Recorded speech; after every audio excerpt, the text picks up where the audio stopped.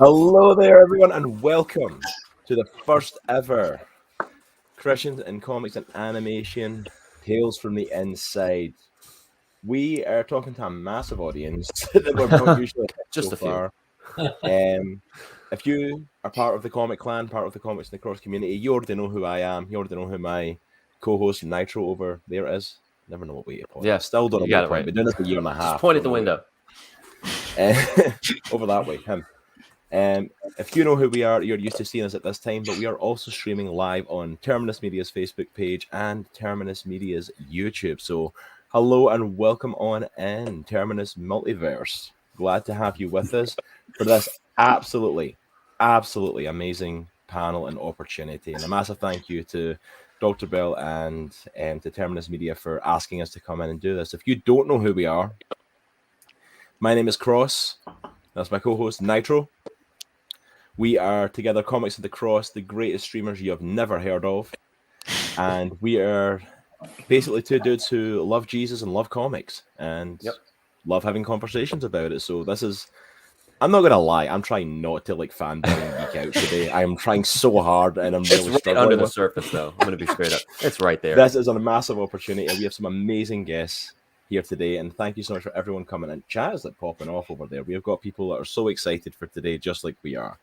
So without further ado, let me introduce some of our amazing guests. I'm going to start up at our top corner, up here, with an amazing animator who I do not have time to go through this man's full biography of what he has done. Some of his highlights, though, are he is known best as the director of the 1990 animated Mulan movie, co-director on the Christmas movie Arthur Christmas, has worked on Walking with Dinosaurs, has worked with Ardham Entertainment on a number of projects, and most recently with the Jesus Film Project. Mr. Barry Cook, thank you so much for joining us today, Barry. It is such a pleasure to have you here, sir. Thank you. Great to be here. Thanks. And then we have obviously Dr. Baron Bell, who's a longtime supporter of our stream, professor of art and design at Liberty University and George Fox University. He's worked on his first book in 2001, Cobalt, Warrior Angel, and has since then came out with Dominion, Fall of the House of Saul, which we are super pumped about. So welcome, Dr. Bell. Thank you very much. Next time again. Do you want to take on Daniel as well? Yeah, they're kind of a duo. Like I've like they are a duo, the dynamic duo. Just bone. We have Daniel Hancock. Daniel is I'm glad it's not just me. The directions are so lost. Point at the window. I'm gonna keep saying point at the window. Daniel is a director and a playwright and a screenwriter. He founded Bible Actors Production. He's created a full cast audio drama, End of Darkness. He's also worked on Samson Rise and Dominion, Fall of the House of Saul as well. And he's currently working as a screenwriter and script doctor for several projects in radio, television, and animation. So welcome, Daniel. Thank you for coming, man. Glad to be here. Thanks. And then sitting just above me is a man who is known pretty much within the big two companies of comic books of Marvel and DC. If you can think of a DC character and name them, there is a good chance at some point in his career this man has drawn them and has put pen to paper for it. Mr. Sergio Cariello, also known as a man who put together the Action Bible, which it kind of blows my mind. It was a book that was on sale while I was a youth pastor, and I remember being like a youth leader and seeing all of our youth carrying the Action Bible. So it's such an honor and opportunity to get to sit down with such an amazing creator who is actually behind that, and I've seen his work actually out in the wild in such a massive way. So thank you so much, Sergio, for coming and joining us today. It's such a pleasure to have you here, sir. Pleasure to be here. And then we also have Daryl Peninton and Matt Baker joining us from Australia. So the Aussie dynamic duo. Huge shout out to you guys for waking up so early. Daryl is a storyboard artist on a number of different studios, starting his career at DisneyToon Studios. Him and Matt have collaborated on a couple of books, Big Bible Challenge, and most recently Samson Rise, which tells the real life story of Samson, basically the Bible superhero. Let's be straight up. So welcome, Daryl. Thank you, man. Thanks for having me. Yeah, and then Matt, he's an artist and an illustrator. Obviously, again, working with DisneyToon Studios. He's freelanced and done a lot of traditional art in his free time. He actually won an award for both the portraiture and the People's Choice sections in the 2017 Newcastle Art Prize for a charcoal portrait he did, which looks awesome, by the way. Thank you. Him and Daryl have worked on a couple projects, obviously, and he enjoys doing digital charcoal ink in his spare time. So, again, welcome to everyone.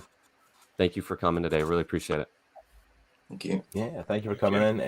Thanks I for don't know if having any us. of y'all have got the chat up, but the chat is popping off here with so many people on Twitch, YouTube, and Facebook all saying thank you for doing the panel today. Thank you for coming along. Kale Nelson saying here with his 5 incredible kids watching it. Co-op Trio, this is so hype. Aaron Wisner, looking good, guys. Greetings, one.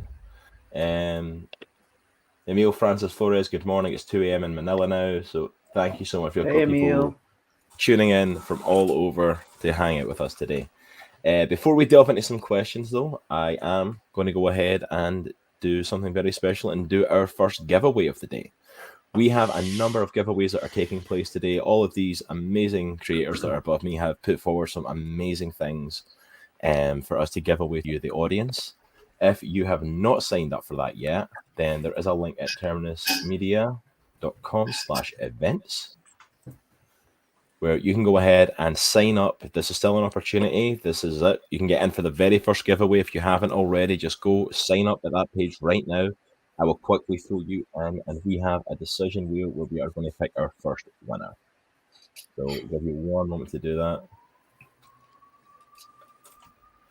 And just for people getting for that as well, I do want to also do a massive shout out to our other guest who is not here at the moment, Mr. Mitch Breitweiser, who I know is obviously at the front of advertising. Some of you are probably wondering where he is. So Mitch is actually in a pretty remote location right now.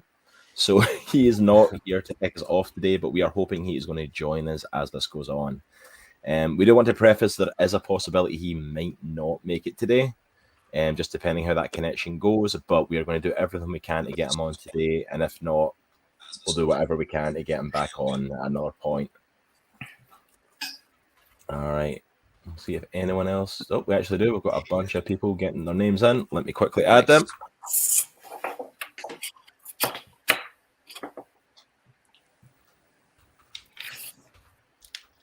So we have over 60 names on this wheel at the moment. Nice. Fucking heck, here we go. Okay, I'm starting to put names on the wheel, and they're all coming in fast and furious now. All right, Couple of time on the wheel. All right, I'm cutting it off. That's it. That's the last one I'm putting on. You can get in for the other ones, but this first prize, we've got our giveaway wheel. This is for a copy of Dominion Fall of the House Assault Volume 1. And our winner is Jamie Arthur. Let me make a note of that. We should have like a applause or something. Woo! Yeah, I don't have a sound effect or applause. I need something for it. But to Jamie Arthur, who has signed up, thank you so much for entering. You are the winner of the Minion Fall of the House Assault Volume 1. Thank you, Nice. Mark, in the chat. Just writing applause. All right. So I just realized I better write these down, or I'm going to end up for getting certain people. All right.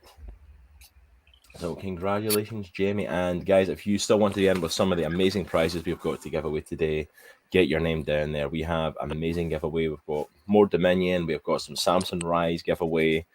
I've signed copies of that. We have signed copies of Mulan and Arthur Christmas from Barry. And we have original artwork from Sergio Cariello, as well as a signed action Bible. And a couple of giveaway packages from Mitch. Which we'll still be giving away today, regardless of Mitch, if he's able to make it or not. We will still be giving those away. He still wants to give them away to our amazing audience. So. By the way, can I mention that Mitch has an amazing track record with he did a lot of the Captain America comics with Marvel, Yes. a lot of other comics as well. But he has his own wonderful comic book company called Allegiance Arts. And it does these really cool, almost kind of like Golden Age era feeling books. And so, yeah, man, we definitely want to give them a real shout out. And if you can post their link somewhere for people to see, that'd be awesome. Yeah, absolutely. We can definitely throw that up for people. Family friendly, by the way. Very all ages family friendly. Absolutely. But wanted to get that out of the road just to do an introduction for. Let me pull this up for the first giveaway. But as we said, we've got an amazing panel here today. Thank you so much, gentlemen, for all joining us here for this today. Yeah, this is awesome. Yeah, thank you for coming. And how are you all doing today? How are you all feeling today? Are you all excited for what's to come? I have never seen so many nervous faces in my life. Man, listen, I can't believe that my box is right next to Barry Cook's. I mean, I'm not worthy to have my box next to Barry. No. But yeah, and a lot of you guys, there's a lot of connections here. Do you guys all kind of know each other? We were kind of talking before the stream started, but a lot of you kind of know each other, have connections and relationships. It's pretty cool that you've got those connections here in the panel. That's awesome. I think that's the only reason I'm included in this panel is because I know all of the people here somewhat. Just a little. Daniel's the link. I'm the link. Yep. I've got to say though, that's not a bad Rolodex to have. If this is the people that you've got in it, that's pretty phenomenal. So we kind of decided what we wanted to do for today is we're going to take advantage of having all of you amazing creators with us, and we're going to kick off with actually a Q&A section to start this, rather than waiting to the end to when people are getting a bit tired, a bit worn down, to when the Aussies eventually pass out because it's like early hours of the morning for them. We're going to get you all bright-eyed and bushy-tailed and get in for some questions and just some discussion time with you all. So we do have some questions that were sent in from the audience during the sign up for the giveaways. But anyone who is listening on any of the chats, go ahead and throw your questions into chat if you've got questions for them. We do have some questions here as well, so we'll start going through that. Let's do it. I just want to shout out my R2D2 for life. Just got the Saints from Allegiance Arch yesterday. So yes, that's one of the amazing projects from Mitch that he's doing for Allegiance is the Saints, and he's just started putting them out. So let me start off with the one question then, just to kind of get the ball rolling. What and or who were some of your biggest influences and heroes growing up? Like if you get into animation or you get into comics, there's generally something that spurs that on. What were some of the things that inspired you to do it? What were some of the things that made you want to get into it and some of your heroes in it? And that's open to everyone. So a lot of them are in the panel for me, so that'll be my quick answer to get in here. Okay, no, that's a cop-out answer. Yeah, I was going to say Barry Cook, Sergio. Yeah, exactly. Yeah, there we go. Mine had to be the Warner Brothers cartoons. Yeah. The old Warner Brothers cartoons and all that stuff that Maurice Noble directed, and I'm fascinated. And I also love the Hanna-Barbera Saturday morning, like Huckleberry Hound was a big influence on me. He was the first character I ever saw on a colored television set. So it was just burned into my skull. I'm like, what? So from then on, it was like, what else can I do? So Barry, did you always were you drawing ever since we were little? Yeah, since we were very tiny. My dad was a fine artist, a painter, and a portrait artist, and he really taught us. He gave us a great art education, which that's awesome. In public schools in the United States, you do not get a great art education. No. But we were able to get a really good art education at home with him, and so we learned to sculpt and to silk screen and to draw and to print and to block print and lino cut and everything. You guys went into the deep end. Yeah, we just that's loved awesome. it. And then awesome. When it came to I want to make movies, very encouraging. So for me, it was an encouraging childhood in terms of the arts. It's just, hey, go for it. Your dad's an artist. He's nutty enough to try this road. Go for it. Follow along. Yeah. I'm also with Barry. The Warner Brothers cartoons, definitely. Chuck Jones, the classic Disney movies, the Nine Old Men. They were huge influences. And then a little bit later, the Marvel comics, Joe Kubert and his sons, Adam and Andy. They were pretty huge, I think, for me. And then as the years went on, a lot more influences come and go. Matt Baker was a huge influence for me as well. You laugh, but it's true. I actually remember the the Disney's Robin Hood is probably the earliest cartoon that I can remember watching, and that was a huge impact on me. I still love that story and the whole concept of it. And you mentioned Hanna-Barbera. I actually grew up watching the Hanna-Barbera Bible cartoons, and I'm sure that definitely influenced my, venture into doing Bible stories myself. Anybody ever see those? Any of you guys see the Hanna-Barbera I don't think ones? so. Oh, I didn't really? even know there was I a didn't even No, yeah, they yeah. like fought to get them made too. They worked hard at Sheesh. that. I read about the story behind it and everything. Great series. Yeah, It's I like didn't even know 13 that of was a them. thing. I'll be completely honest. I had no idea. Yeah, no, check them out. I'll need to. Kind of following on from that, actually, I want to just a good chance to pull it in for at least 3 of our creators here. We've got Co-op Tree over on Twitch is asking, what is it like? What was it like working for Disney? Because some of you guys, like, especially when you're talking about the influence you had from some of these older cartoons and some of the Disney movies and Warner Brothers and different things, what was it like getting to work with Disney? Obviously, that's slightly different experience working in a different studio and stuff for Daryl and Matt. But what was it like? For me, the first movie I worked on there was Tron, the live action, the first Tron as a visual effects animator, and a few of the 9 old men were still around, mostly mentoring, but a lot of them would come in a couple of days a week. I tell everyone I worked for Disney 22 years. 20 years were phenomenal. I would pop out of the bed like a piece of toast and go as fast as I could to the studio and didn't want to come home. I mean, I loved it so much. Yeah. And also too, I would say on my first day in the studio, you realize, because when you're a kid and growing up, it's like in high school, you're the best artist in your high school. When you walk through Disney's door, you are the bottom of the bear. And I knew I was the worst artist in the whole place. And just like, wow. And giants are all around you, but even the guys your own age that are so much better than you are at drawing and concept stuff. But so it was phenomenal. I just loved it. And I just loved working in an environment where you're always encouraged to do your very best work. Yeah. Nothing lower than that does. Your very best is all we're asking. So that was sort of cool. And that's where it was for me in feature animation there. Yeah. Wow.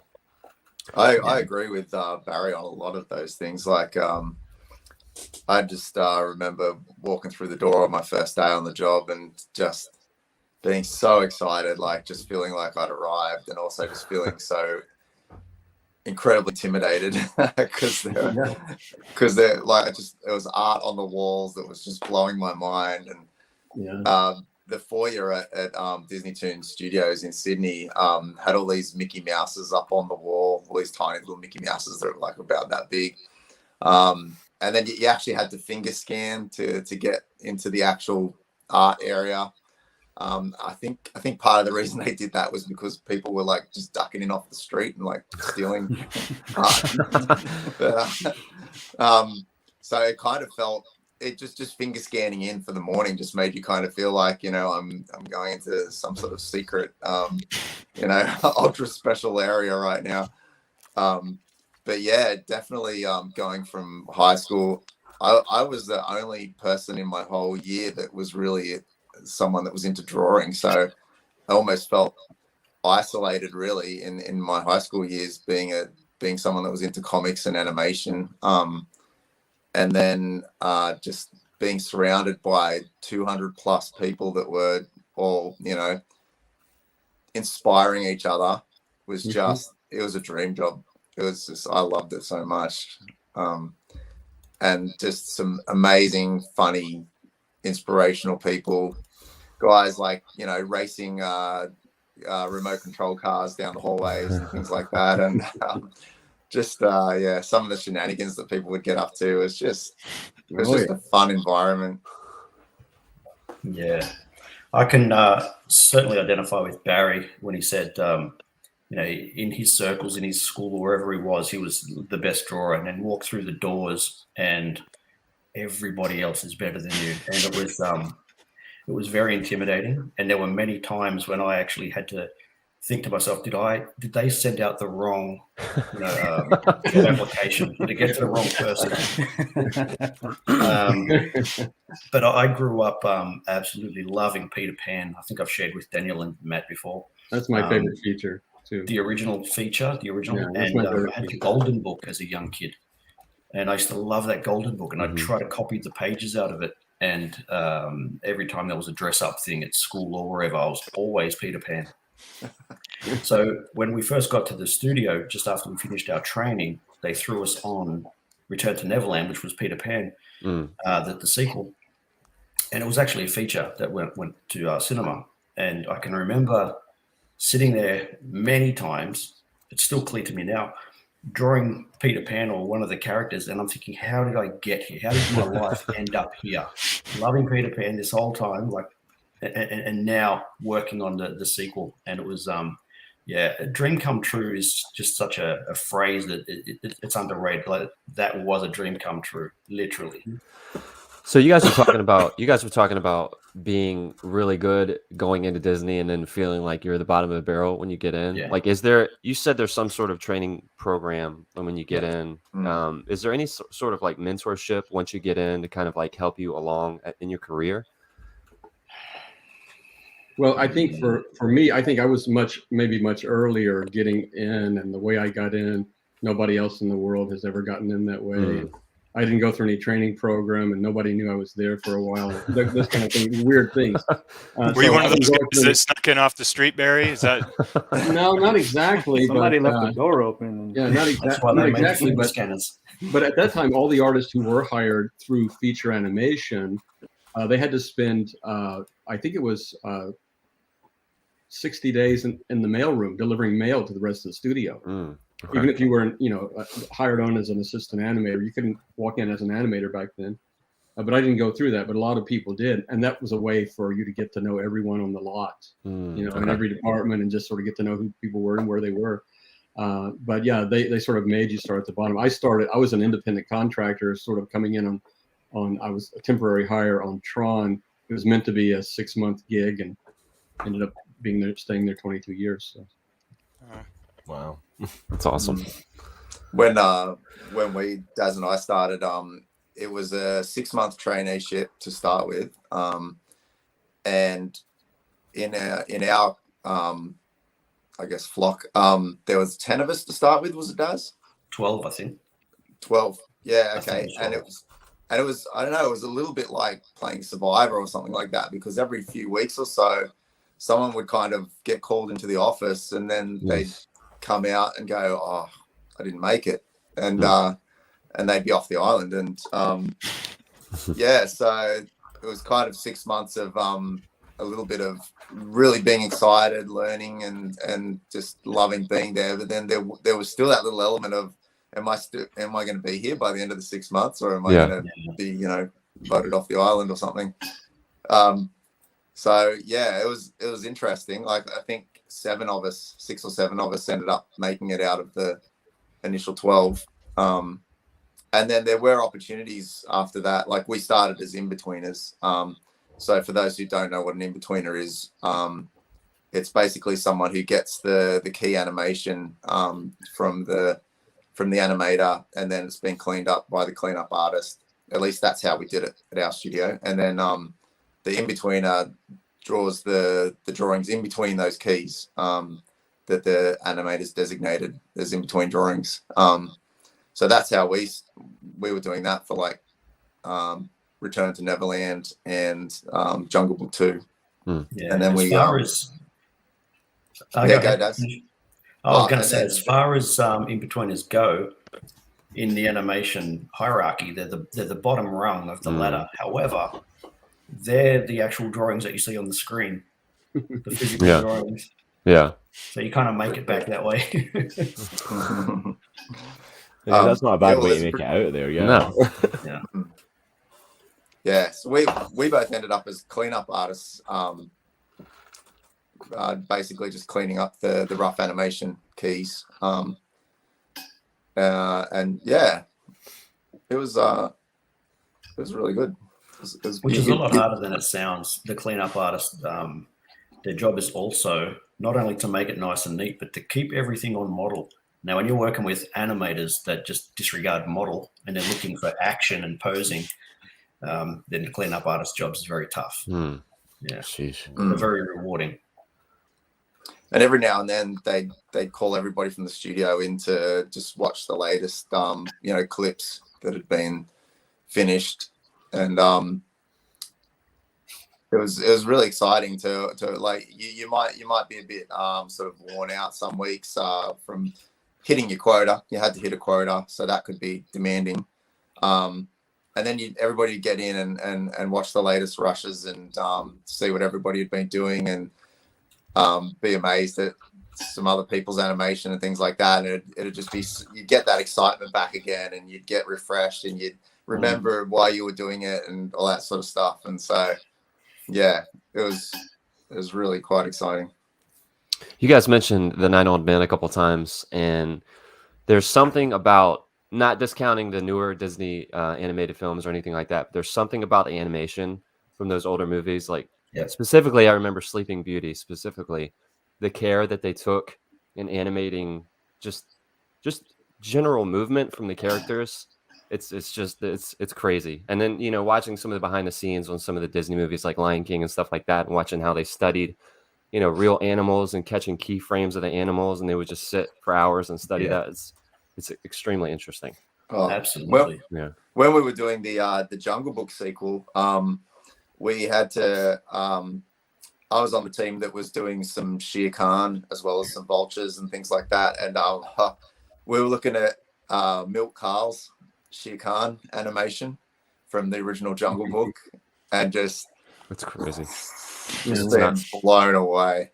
It's nuts. What's amazing is, when you consider that the 9 Old Men, they didn't have all our animators today have the 9 Old Men as influences, and can learn from their work, but they had no one to learn from, and yet they were, in my opinion, my humble opinion, still, I don't know, there's something magical about their work. Where today there's great animation, but it just doesn't have that magic, I think, that the 9 Old Men had. And that's no disrespect to any animators.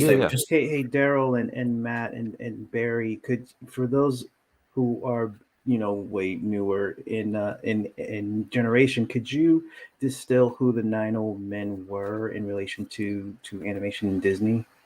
Well, there's a bit of a political side to it that people don't understand, because they're also great and magical animators like Bill Teitla and Art Babbitt, who did not become 2 of the 9 Old Men. And the reason they weren't is because during a labor strike in around 1940, the 9 animators who remained loyal to Disney became the 9 Old Men.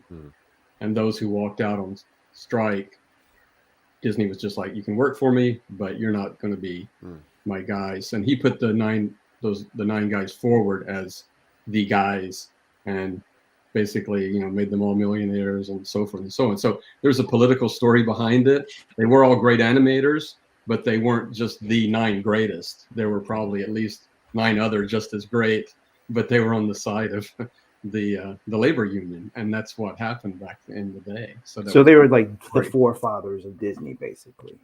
Sure, yeah, and they were the forefathers of feature and animation, and how that works, and really character performance. I mean, you hear Andreas talk about, a lot of people talk about a great character animator as an actor, just like a great actor, and really bringing that performance side of the art form to the moment of the story as a character. And that was, I think, the big difference. I mean, that was the big leap between rubber hose animation and just being silly on screen, and sort of getting inside the character's head, and now suddenly delivering a performance, but as a drawing or as a series of drawings. And it is a very magical thing. It's amazing. Yeah, it's crazy. Yep. Absolutely. All right. I'm going to move up forward to some other questions. We've got some other questions coming in from people. Got one here from Brian Cam over on YouTube. Said, I have a daughter who will be starting high school soon. Very interested in potential career in art, comics, animation. Any advice for her with respect to education or other general advice? If we can, like University. Come on to Liberty. We got a great art program. There you go. Hear it from man himself. Not because I'm biased, of course, but Yeah, not biased. Hey, we know a guy there. Not biased in the least. I'd love to hear what Sergio has to say about this one. I would be interested in how. I've never been a good enough artist to be a comic artist. I don't know the human anatomy well, but how did you get into where you are, and what was your background education? Well, I was born in Brazil, and but we loved I loved the Disney animation as well as a kid. I loved it. All the comics also, but along with Disney, I loved Will Eisner's The Spirit. Yeah. He was a huge influence on me, and put together with a famous Brazilian artist that does still alive, Mauricio de Souza. So my drawings as a kid was a mixture of Will Eisner, The Spirit, and this 3-head tall character that I created, Frederico the Detective. He looked like the Spirit, but he I mean, as far as the uniform, but he looked like Mauricio's Charlie Brown character. He's a Charlie Brown Brazil, Right. Monica, but I also loved Marvel Comics, Steve Ditko's Spider-Man. We were behind on the publication that was on in America, while they were reading Ross Andrews Spider-Man in America. We were still reading Stanley, Steve Ditko, black and white, and they put all the books in 3 or 4 books together, so we never saw all the covers. So if I wanted to see what was going on in a current continuity, I would go to the airport and then read the comics in English, and find out that Gwen Stacy had died and all that. But I was very much, very much influenced by not only Disney and Marvel, but Asterix from France. Oh yeah. Uderzo. Loved Tintin and all the European, because Brazilians, even though they were behind on publication, they were very good in importing all comics from all over the world. And I remember as a kid that we had a publication called GB, because GB is like it's GIBI. It stands for comics. And we had a huge, like a tabloid thing that would collect not only Disney, but would collect Tarzan, Flash Gordon, Alex Raymond, Milton Caniff, Terry and the Pirates, Dick Tracy, everything. So I was bombarded with all this information from all over the world, and I loved comics. And Joe Kubert, somebody mentioned Joe Kubert, was a huge influence on me as well, and his school was a huge inspiration for me to when I would go to the airport to read the American comics. I was reading a Batman comic, and I saw the ad of Joe Kubert School. I felt chills in my spine. It's like, that's the school I want to go to. And I remember clear as day, it was a Gene Colan Batman, and at the back, advertisement in blue lettering. And this ugly bird talks to a caveman. So, have you heard about it? The Joe Kubert School enough. So I immediately started dreaming of coming to America and saving money and learning English. So I served the Brazilian army when I was 18, and I went to a British English class, and I didn't have money to pay for the school, so I paid with drawings. I was in uniform because I didn't have time to go home. I would go from the army to the place to learn English, and I would pay with my drawings that they would utilize in their books.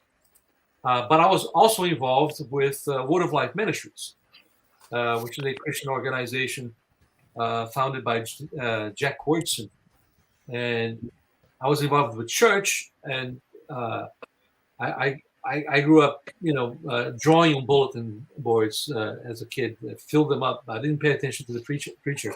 I knew it was my time to finish drawing when I heard the triple amen. Hey, amen. Awesome. I love it. But I had my Bible background with Word of Life, and I had my urge to do comics by Joe Kubert School. So because of my involvement with the Word of Life, they also had one school in upstate New York. And my involvement with a family from Holland who knew my walking with the Lord sent a letter to George Tice, who was the director of Word of Life in upstate New York. And through that, I got a scholarship to come to New York. And while I was ending my Bible Institute, I applied to the Kubert School. I talked to Joe Kubert over the phone. It was accepted. And I had my interview with Joe Kubert himself. I was so thrilled to hear him on the line. I had no idea how I would pay for that, but that's how I applied without knowing how I would attend. And I met a guy in New York City called from Manhattan Bible Church, Thomas Harris, and he wanted to do Christian comics, and he wanted to help me to fulfill my dream. So he kind of put the two together, and I went to the Kubert School while I was a janitor at Tom's church. Mm. And then I got involved with so many different jobs because I had to leave for a while, but I went back in 1990 to the Kubert School. And as an RA, I was able to save that way. I would live at the mansion that it was the original Kubert School, but when I was a student, they were held at the high school, the old high school of Dover, New Jersey.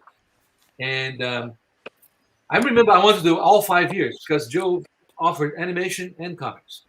And I loved animation so much, that's an interesting thing, that after my first year, because you the 1 year, everybody, whether you're an animator or comic book artist, you do the first year, and then the second year you decide if you want to go to cartoon graphics or if you want to go to animation. And I opted to go to animation the second year, and Joe was very he was not very happy with my choice. But in the second day at an animation class, I freaked out because I saw I was in the Army, and I remember that in the Army you were one among 100 heads, and that's how I felt at the animation thing. I felt like I'm just going to be like a soldier, a small head and all these kind of heads. And I love comics so much. At comics, we have the instant gratification, as opposed to you guys.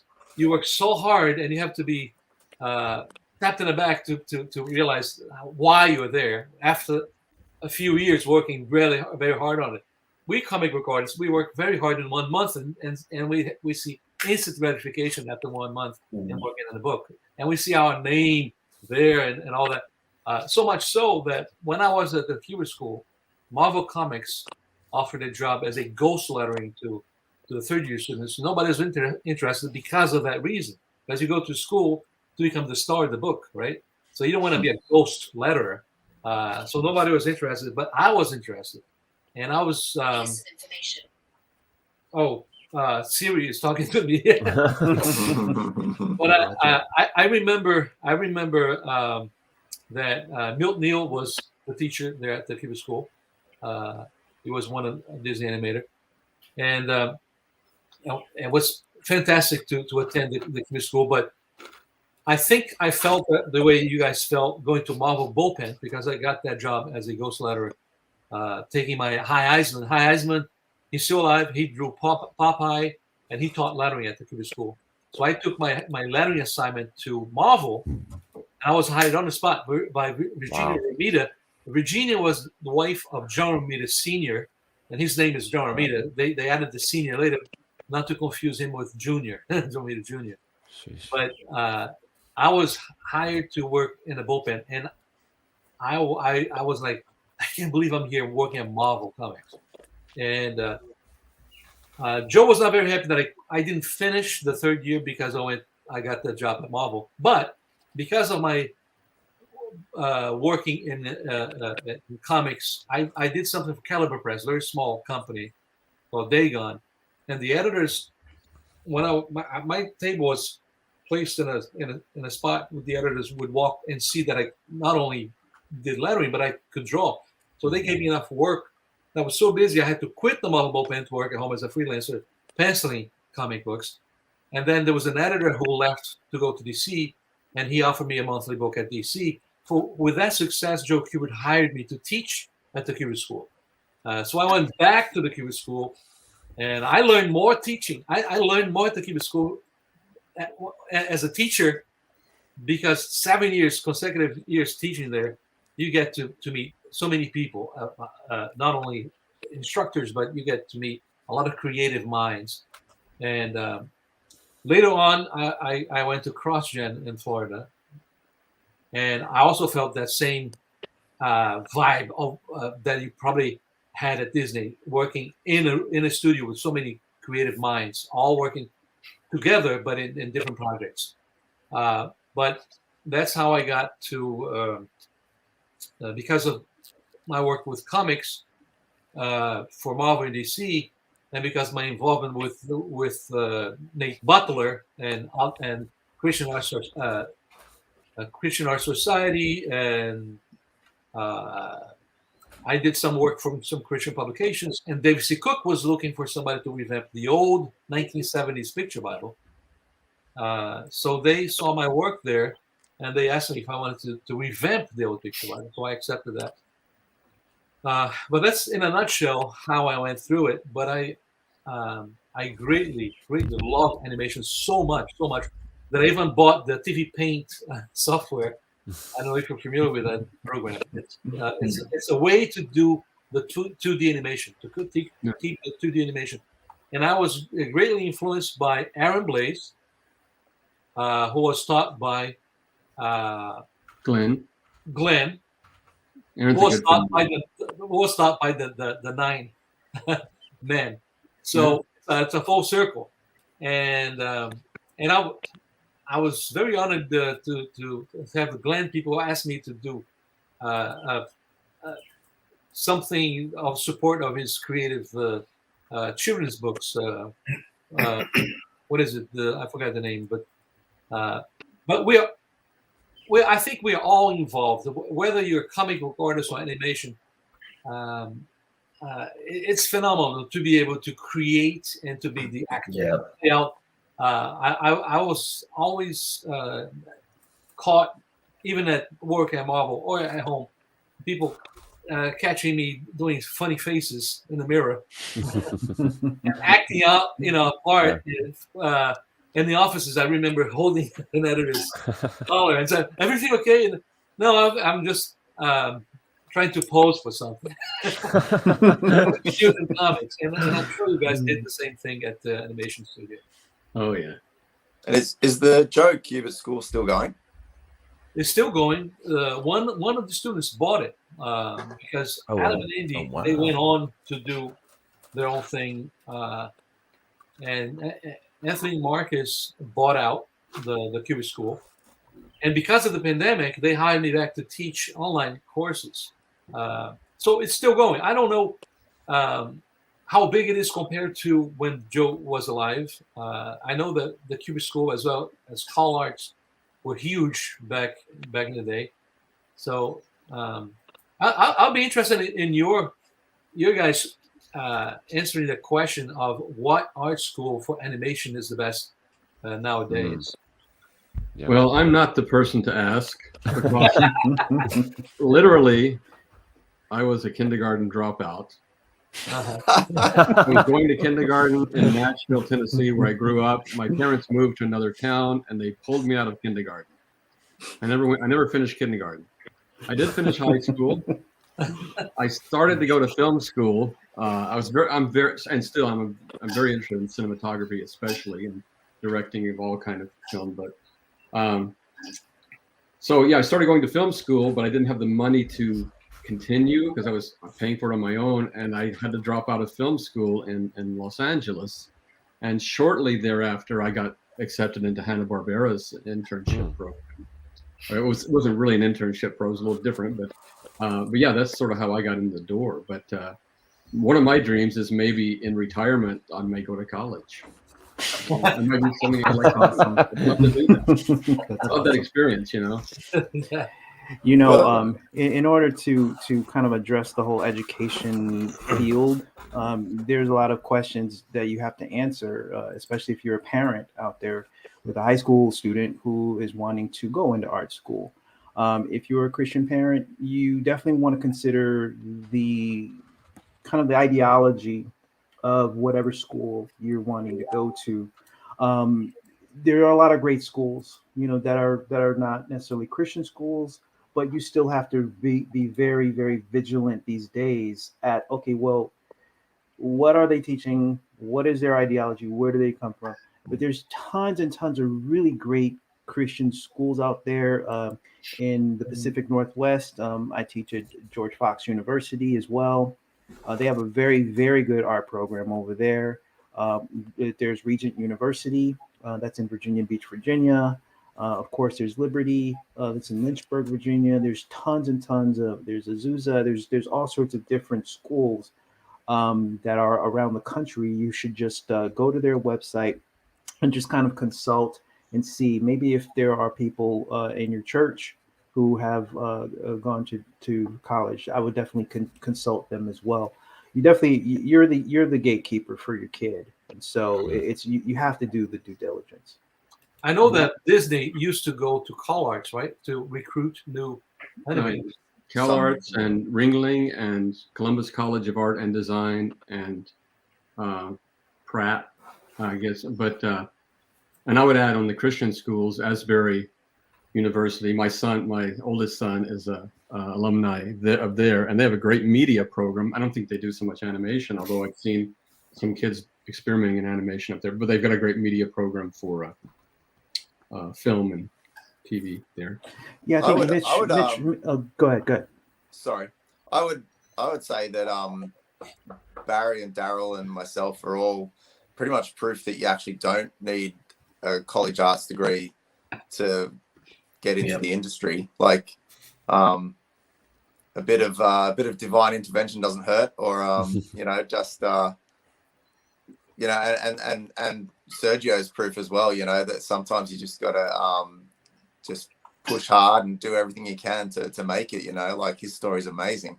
But I would also say that these days, you know, people are so lucky that they've got all this online content, all these online courses that they can take, which wasn't around back in our day.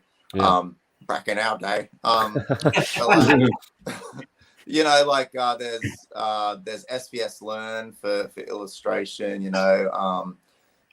It's all just going to evaporate from my head as soon as I try and remember the other names. But there's, Sergio mentioned Aaron Blaze, who's got awesome online preacher art teacher. I mean, I sign up to his stuff.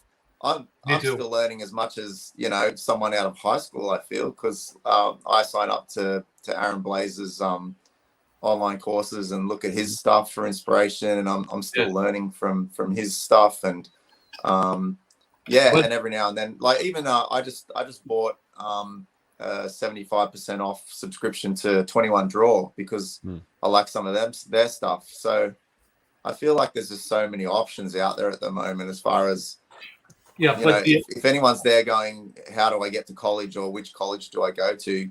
Not saying that college isn't a great option, but there's online options as well.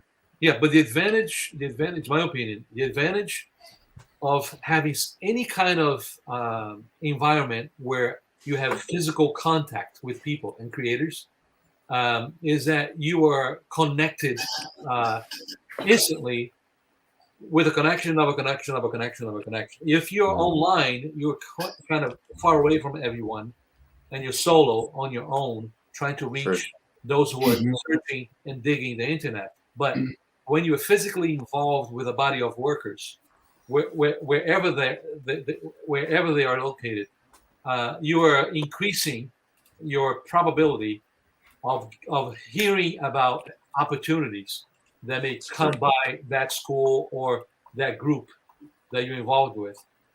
Even us being together here, just because we are together talking about stuff, we're already learning from each other and getting hints and tips. Imagine being week after week with groups, whatever that. If in school you're paying to learn, so you're forced to go and you're forced to submit work, but you're forced, hopefully not forced, but you are getting interaction with teachers who are making money outside of teaching. You getting connections with students who are meeting others and getting connections themselves, and sometimes they need your help. And so being together, whether in conventions or schooling, wherever that is. I went to Liberty. Liberty is amazing. It's like if there could be a Christian Disney, Liberty would be the place. Wow. That could probably make it happen because they are a world. Even the cops work for them. I mean, when I went there, I had my name in billboards. Driving through the city, they own the whole place. The cops work for them. Are you a police officer? Yeah, but we are police officer for Liberty, but it's amazing. Liberty it's the Christian Disney World kind of thing for all kinds of courses that you can take, and the facilities for music, for film is amazing.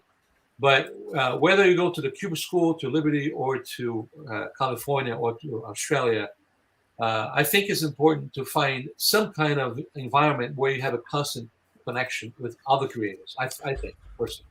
We challenge each other, right? I mean, it's like you look at the guy who's like drawing across from you. It's like, wow, he's good. I better up my game. There's a constant challenge, that's just like, wow, I'm with these guys. I better get with it, Right. It's made like a team sport almost, it's like you have to rise to the occasion. Yeah. I think I want to go to Liberty now. I'll put in a good word for you, Matt. So I do have a question. So Matt, you had mentioned basically kind of like continuing education as an artist.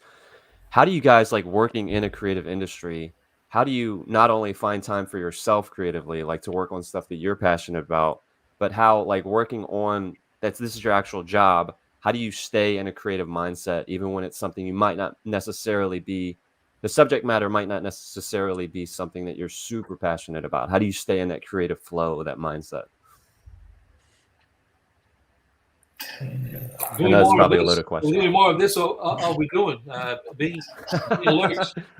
Get your Facebook running, get your Twitter running, your Instagram running. Stay connected. Don't isolate yourself. And go to conventions, read about what's happening. Go to the movies, watch Netflix, HBO, whatever it is that you watch your movies from, and get to know as many people as you can. Facebook allows us to have 5,000. Get Instagram and get your whatever. But opportunities like this that we have right now, it's because we did that. We connected to others. They're connected to others. They're connected to others. So basically, I think we have to be alert and be aware of your surroundings. Absolutely. And something that's been great getting to know all of the guys in this panel here is, if you haven't, everybody listening hasn't realized yet, they're all continual learners. Every one of you guys, as I've studied your work and your careers, looking at it every day, you're learning something new. You're always pushing yourselves, learning from each other, connecting, like you say, Sergio, with new people. Barry and I have been working on some audio stuff, and, there's like experiments that comes from the animation world and, coming from theater, and you kind of have to take all these elements, stuff from film, mixing it together, seeing, the influence of different art forms, and then, like Matt and Daz, I see you guys always teasing each other about your work, one better than the other on this thing or that thing. And obviously that camaraderie and that forcing you to kind of up your game is definitely evident, in the careers of everyone here. And obviously we do that at Terminus as well. Baron and Chris and Mark and our whole team there. Everybody's always attempting to improve and, get better with every new project. Awesome. As far as continual learning, you get stages of life as well where you get busy with family and things like that. So being a family man, it's hard to carve out time for your own projects, and being a working artist as well.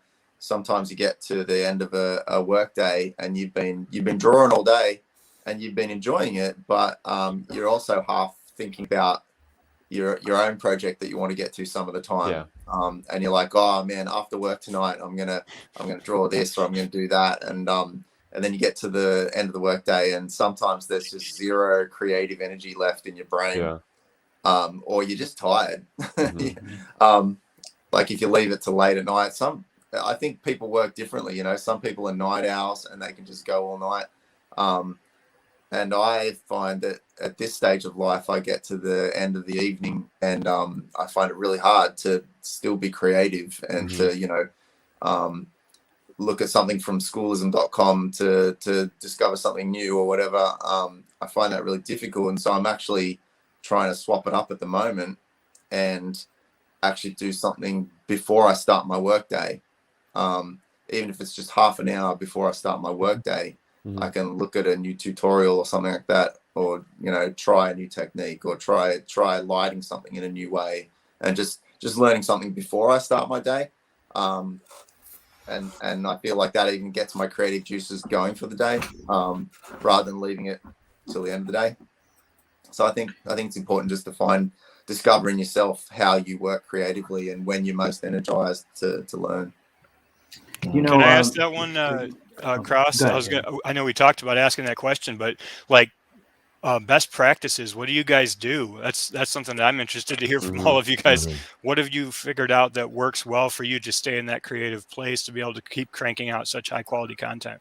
Well, actually, if I can combine that, because we've got a couple of audience questions as well that are kind of on the opposite end of that, so I want to kind of throw in both sides of it. So yeah, what are some of the creative things that keep you going? But one that we got through an event from William Brooks was saying, what have you learned from your early mistakes breaking into the business? And then we also got one from Archie Bible Nerd on YouTube saying, what early mistakes have you made in the business that you've learned from, and what should aspiring artists not do?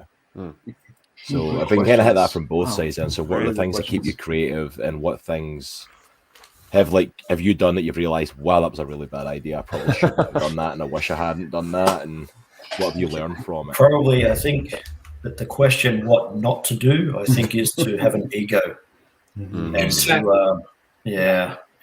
to not think I'm a great artist, I'm a great drawer. I think I wouldn't say that I did that when I walked into Disney, but inside you think, because you were probably the best drawer in high school. You were probably the best drawer in all your circles of friends and your family, and everybody keeps telling you that. Right. And you're confident in your ability. So you've walked into this new building for the first time, being confident in your ability. And then, like Sergio mentioned, I think Barry mentioned as well, I think we've all mentioned and we've all experienced that you walk in and you see some of the other people's artwork there, and you just deflate. And you think, man, I have to pick myself up from the bottom, learn to be humble, and learn from these guys. Yeah. I've mentioned before that Matt was an influence, and that wasn't a joke. That was true.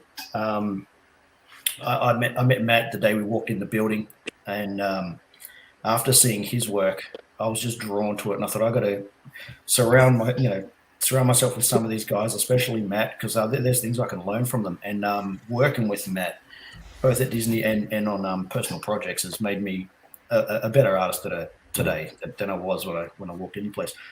I want to say that we should, for the beginners, you should, if you have a walk with the Lord, we're talking about Jesus Christ here and His Word,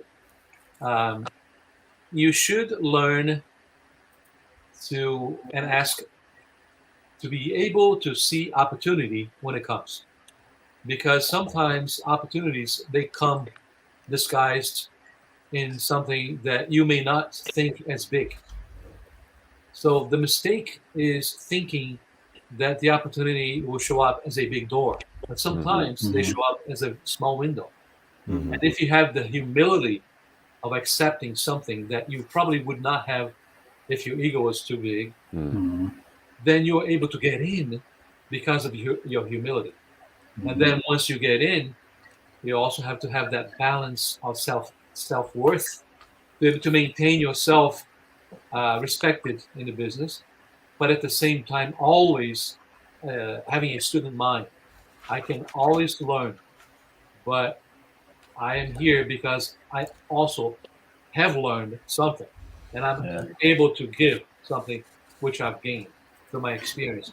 You know, I totally agree with you, Sergio. When it comes down to a lesson that I've learned over the course of many years and making many mistakes, and Daryl, this is going into the category of what not to do, is you have to learn how to balance everything. We all have lives outside of drawing cartoons. And, you know, I have a wife. And, you know, and so it's like you have to, and I know, Matt, we had a really great conversation some time back about that very thing, about just finding that balance. We have to put God first in everything that we do. Jesus Christ has to be our North Star when it comes to, okay, well, how do we do this life? He is the primary artist anyway, so he's the template that we follow. And so having him first, and then having our family, if you're a husband or a father or whatever, that's the secondary tier of it all. And then underneath that, I think if you have the balance nicely set with all of that first, I don't know how, but God allows me to do everything I need to do, to teach, to work on my books, to somehow have those times, that little investment of fish and loaves that we learned from the Bible story somehow is multiplied when you have your priorities straight. Yeah, I certainly. Before we jump into something else, guys, we actually have another guest. It looks like he might actually be able to join us. He just came into the lobby. Ooh. All right. Mitch is actually joining us. Let's see if we can get him on in here. Hello, Mitch. Can you hear us? Can you hear us, Mitch? Hey. Hi, everybody. I'm having trouble hearing everyone. I have just emerged from the deer woods in the middle of nowhere, Arkansas. You'll never find me on the map, so I've got a Wi-Fi signal. All right. I might have to try a different browser because I cannot hear anything any of you guys are saying. So I might have to hop over to another browser on my iPad. My apologies. No problem at all. I will join you back in just a little bit. All right, sir. No problem. But I see from hearing all of you,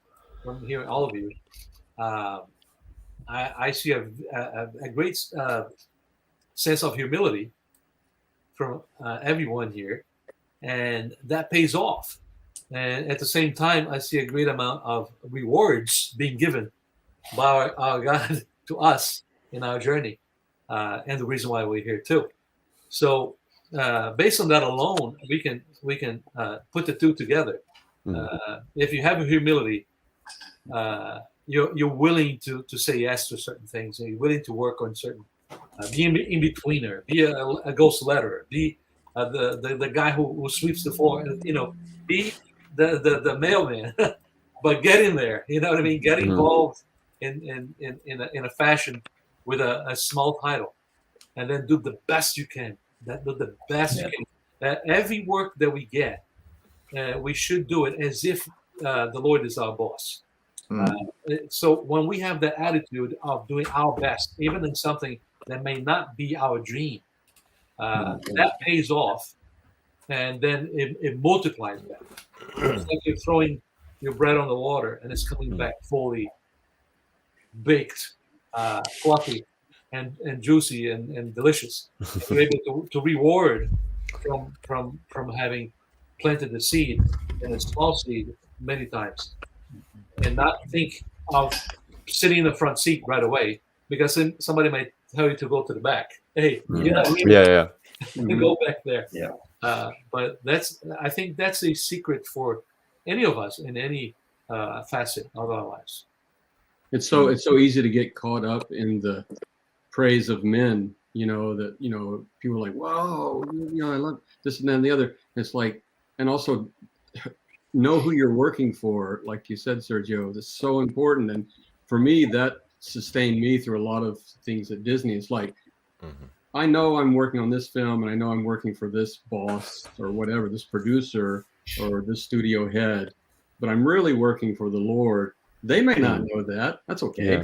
But I know that. And if I know that, and I think the mistake is, and the mistakes I've made it many times, is to get those priorities out of whack, like Dr. Bell says, not have them sort of in the right order and get them out of whack, and sort of, fall into the, believing people's, praise and the wind they blow up your skirt and that kind of thing. But that's it's a big thing, I think, for Christians in our line of work to stay grounded and know who we're ultimately working for. That's good.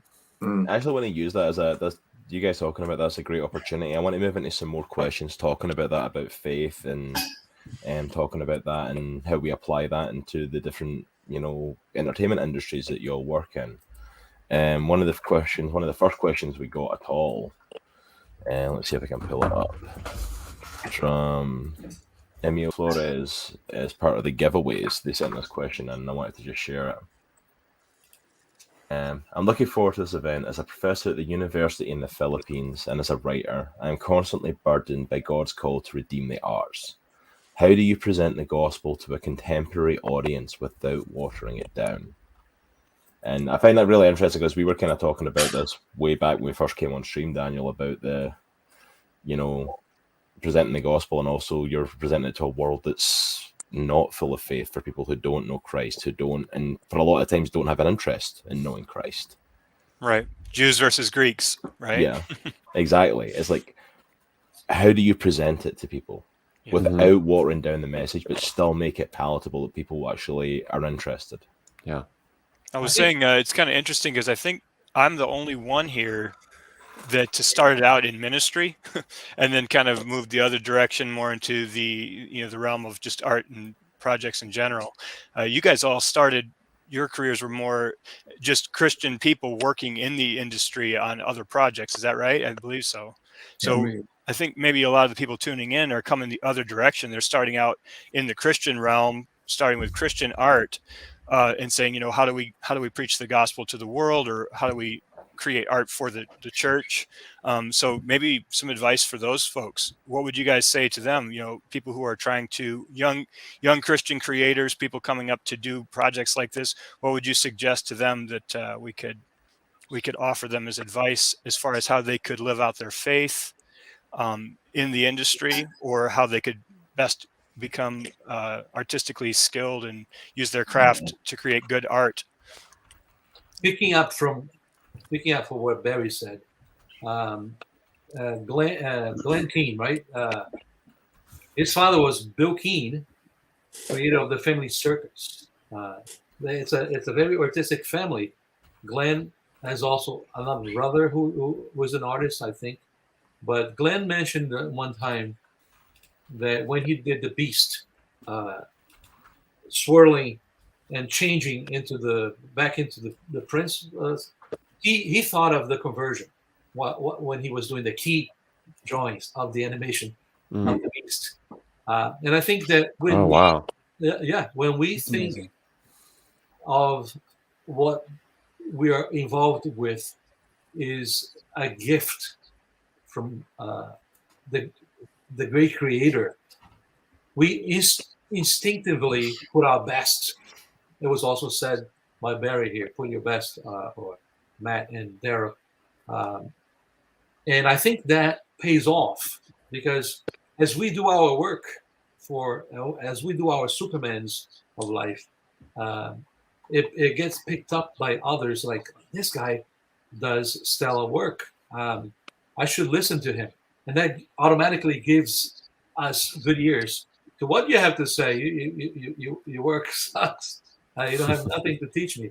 But when you are respected in the business, whatever you do, whether you're a fisherman or a tax collector, if you do it well, and all of a sudden you got yourself turned around by the carpenter, it shows up in your work. It shows up in whatever you do, and you excel in it.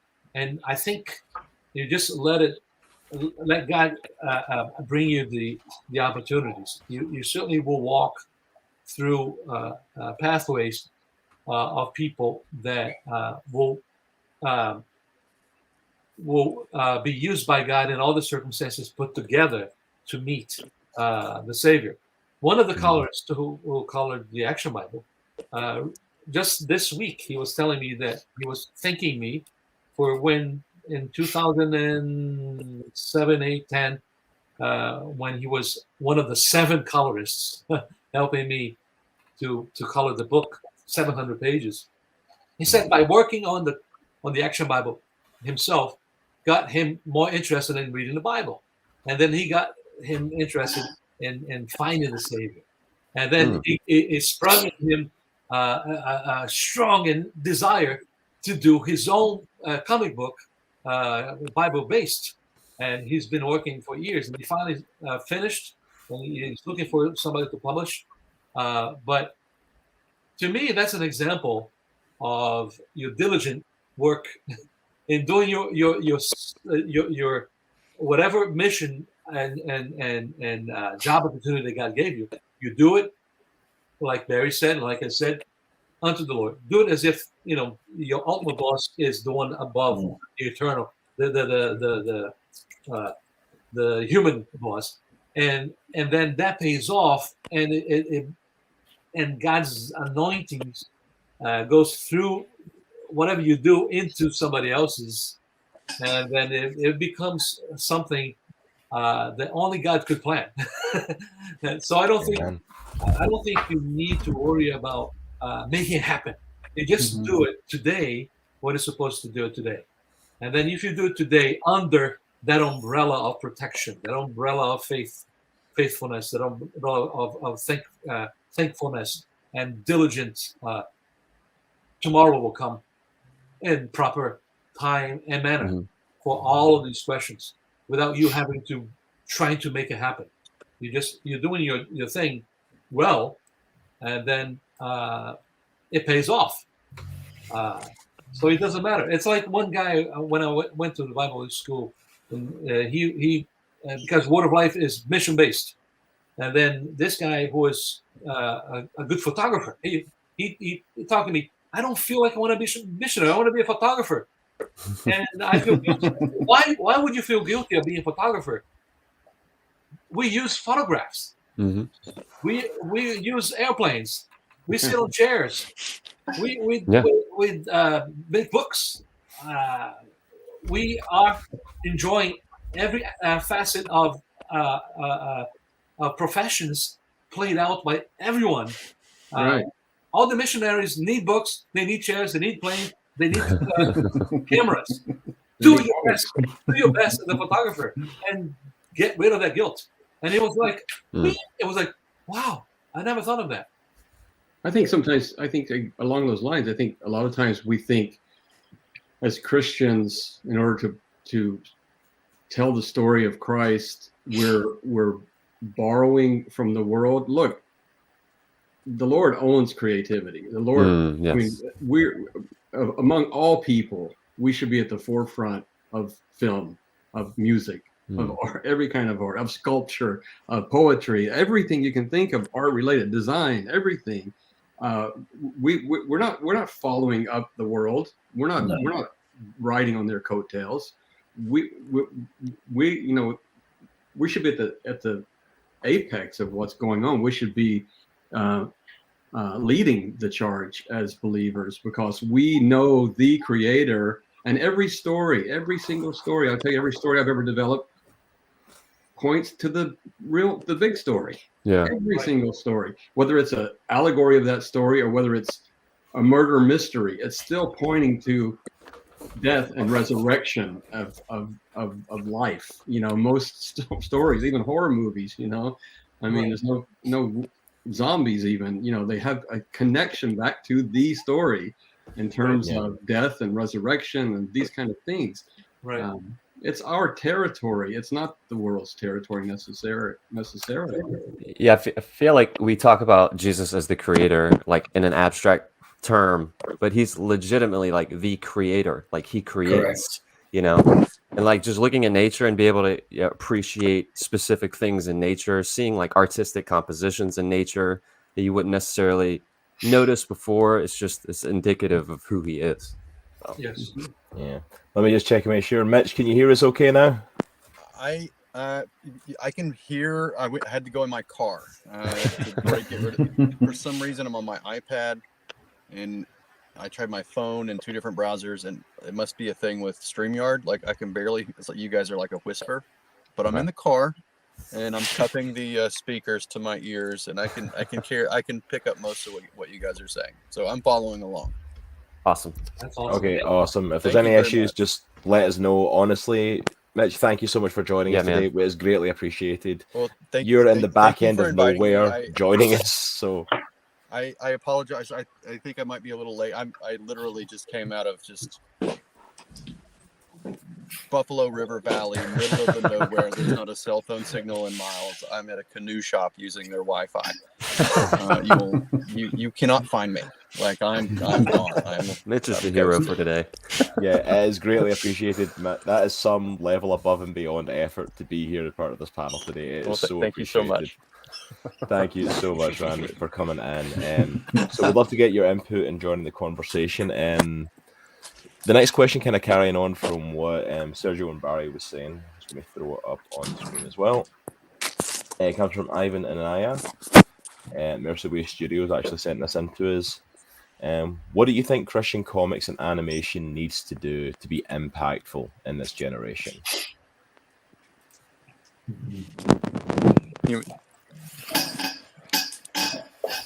I think it needs to be bold and unapologetic. Just reminded, I saw Barry Cook's My Last Day. I thought that was fantastic. Very bold, Awesome. very accurate. You know, and I think that's what we need to do. We need to really not water it down so it can be accepted, but it needs to be told truthfully and boldly as it is. And that's the only way the Holy Spirit's going to work with it. Because impacting people's lives. There can be no impact without the gospel. I mean, the life. I mean, it's not about. It's about changing dead men into live men. That's what the gospel is. It's not about making good guys better or making people's lifestyles more palatable. It's unapologetic presentation of the gospel is what we're trying to do. I'm trying to do with the Jesus Film Project. The power is in the good news. Yeah, and if we don't deliver that good news, if we deliver something that's sort of like it, or sort of sounds like it, or just more moral stories, or just morality lessons, we're missing the mark. It's not gonna change anything, you know. But, right. That's right. I was approached by a few professionals in the comic book business because of the Action Bible, thanking me for opening the doors for them. Oh, man. Because all of a sudden, back when I was dreaming of becoming a cartoonist, I talked to Alan Hartley.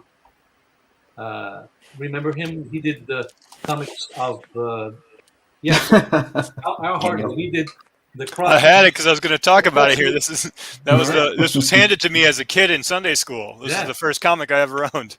Yeah, that's awesome. The cross and the switchblade. He did some other things that.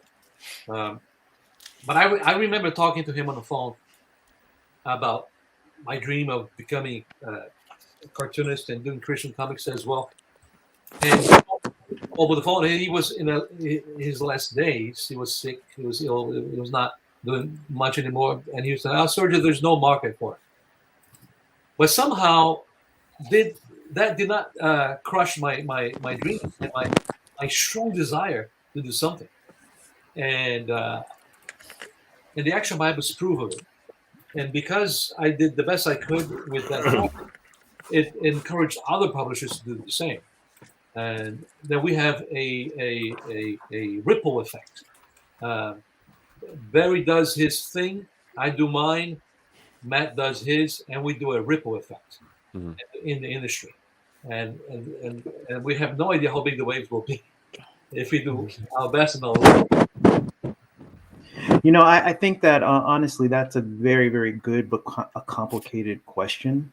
because we all here represented have our own kind of methods of reaching the world for Jesus, and there are some that are more literal, some like Sergio, you're doing the action Bible that directly impacts the world in that sphere. I know Mitch, he's doing things with Allegiance that is not necessarily outwardly Christian, but espouse a lot of really good, solid morals and values, especially taking us back to a lot of bygone era storytelling. And then of course you have, what we're doing over at Terminus, which is kind of like doing like a hybrid approach where we're taking like Star Wars and, a lot of these other properties that you'll recognize and then smashing them up against the Bible and storytelling with C.S. Lewisian kind of tropes. And so I think, it really is about, you meeting God where your talent is. And then allowing him to direct and guide you in the direction you need to go to be the most effective.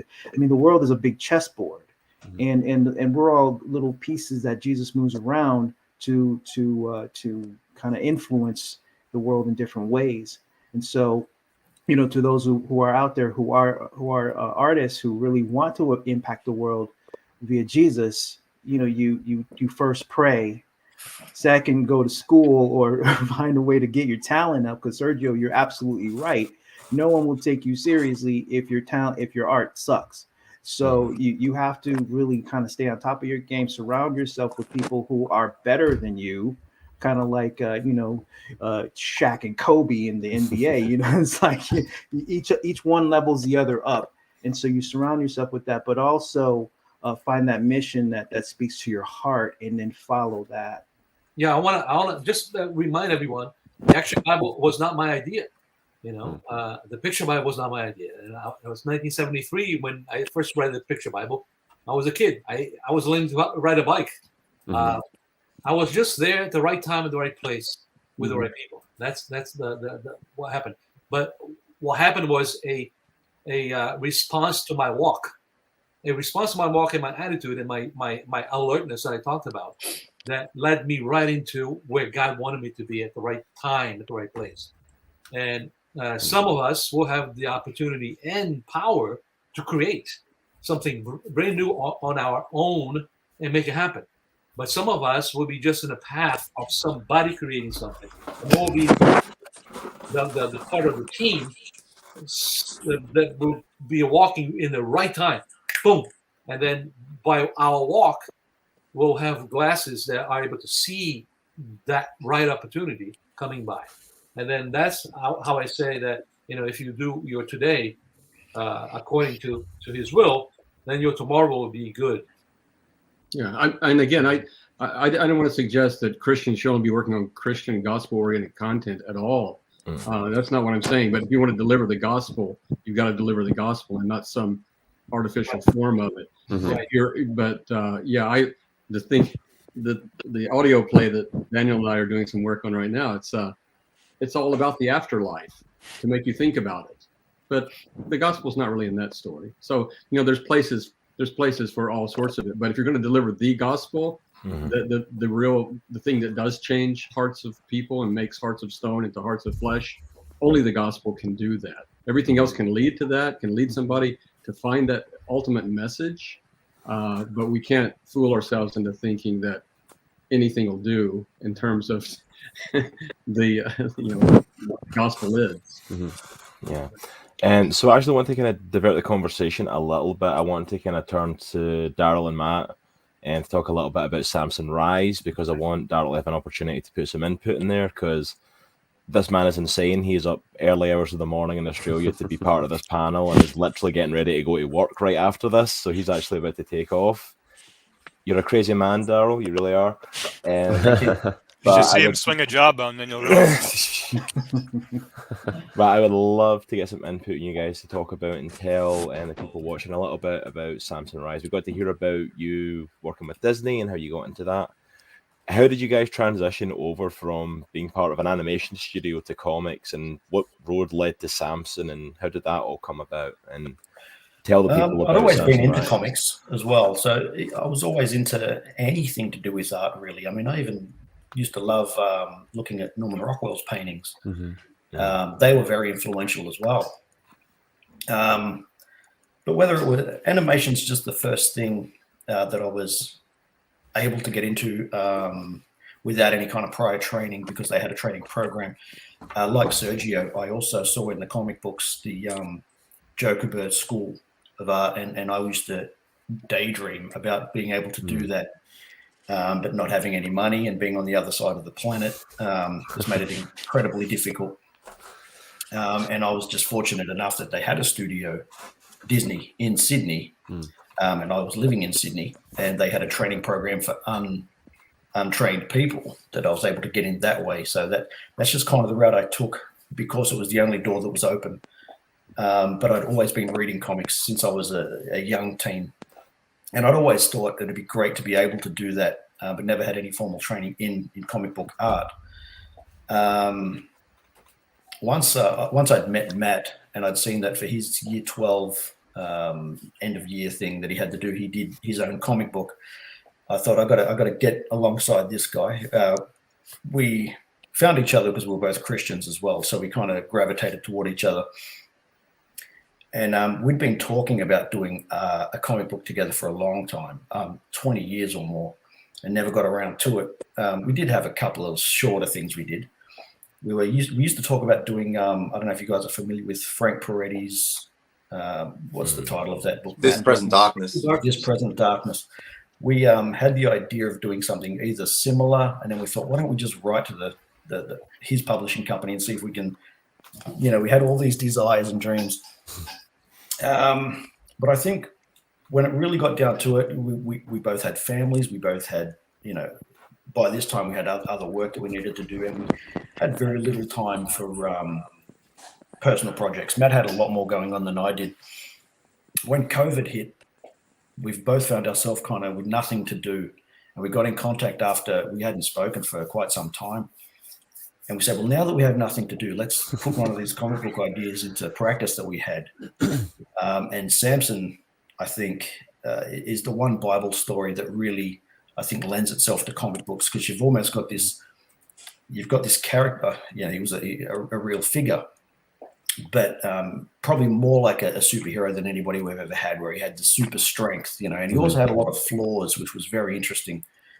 In that you also have, the love interest who's Poison, as Daniel coined her. She's the original Bond girl, sexy and sinister, and I just thought this is a story that needs to be a comic book, and I wanted to push it.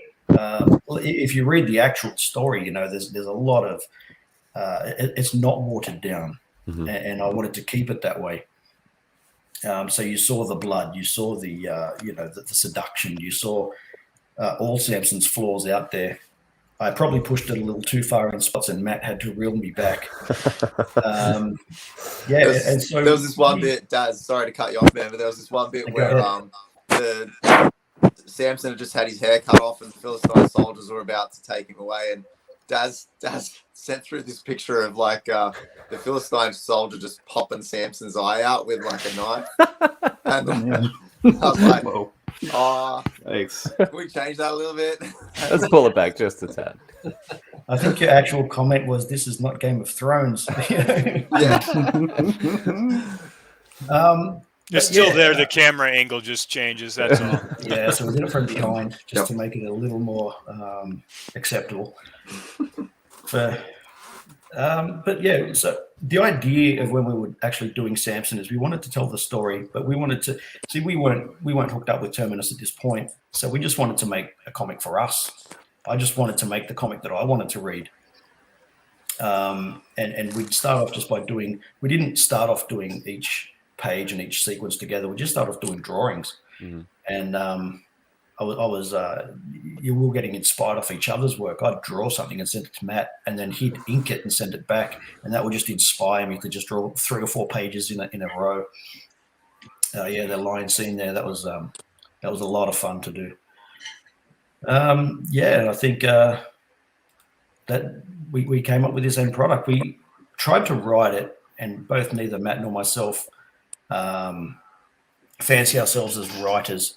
We were lucky enough to meet Dan, who we asked, would you take a look at our script and kind of beef it up, make it a bit more coherent. And he did a fantastic job doing that. And it just all comes together in what you see now. Matt, jump on, help me out. We can't see each other. I was enjoying listening to you. I think one of the things that appealed to me about the Samson story when Daz suggested it was that whole idea of you're never too late for redemption. You can make a complete mess of your life, and it's still not too late, for God's grace and God's mercy. And for me, at least, that's the whole thrust of the story.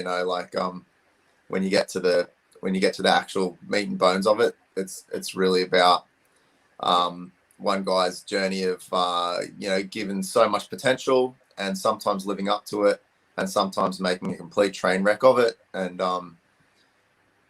yet, God is gracious, God is merciful, and He's the God of second, third, fourth, fifth chances, and so that appealed to me, and I just like Daz said, we've been talking about doing something for ages, and I just really enjoyed the back and forth that Daz and I had. Like doing comics, you usually have your penciler, and then your inker, and then your colorist, and you go through the conveyor belt, and we did it a bit differently because like Daz said, we were very back and forth. So sometimes I'd be penciling bits and Daryl would be inking some bits, and so what you see is very much a synergy of our two styles, which was fun. But that being said, like if people out there are wanting to do like a comic book series and get them out on time and that sort of thing, I don't particularly recommend our method, because we were just doing a lot of mucking around and time wasting, and we do it differently if we were doing like a monthly series or something like that. At that time though, we weren't with Terminus Media, so we had no deadlines. We had nobody telling us to reel it back in except for each other. We were just doing it for ourselves, and so we just did it in our own time, did as much as we wanted, did whatever we wanted. It wasn't until we sort of got together with Daniel and Mark and Dr. Baron Bell there that we joined up with Terminus Media, and they were going to publish it for us. That now we had deadlines. Now we had that. Now it became a job. Very enjoyable. Don't get me wrong. Yeah. And like what you guys have been saying about quality and things like that, we really wanted to bust our chops to try and just do the best job quality-wise that we could. Like, so we're really just going, how can we fix this panel? How can we make this more dynamic? How can we really up the ante with the coloring and lighting to just make it appealing to readers? So we were really trying our best, and hopefully we've come close to like just making it look as polished and exciting as the stuff that's at the top of the industry. That was kind of what we're aiming for. And I'd given the book to friends, and some of them non-Christian friends as well, and some of them have even said I'm not really interested in reading a religious comic or any kind of religious a book or anything like that. And I would always just start by just showing them some of the panels, and then they'd pick it up and read it.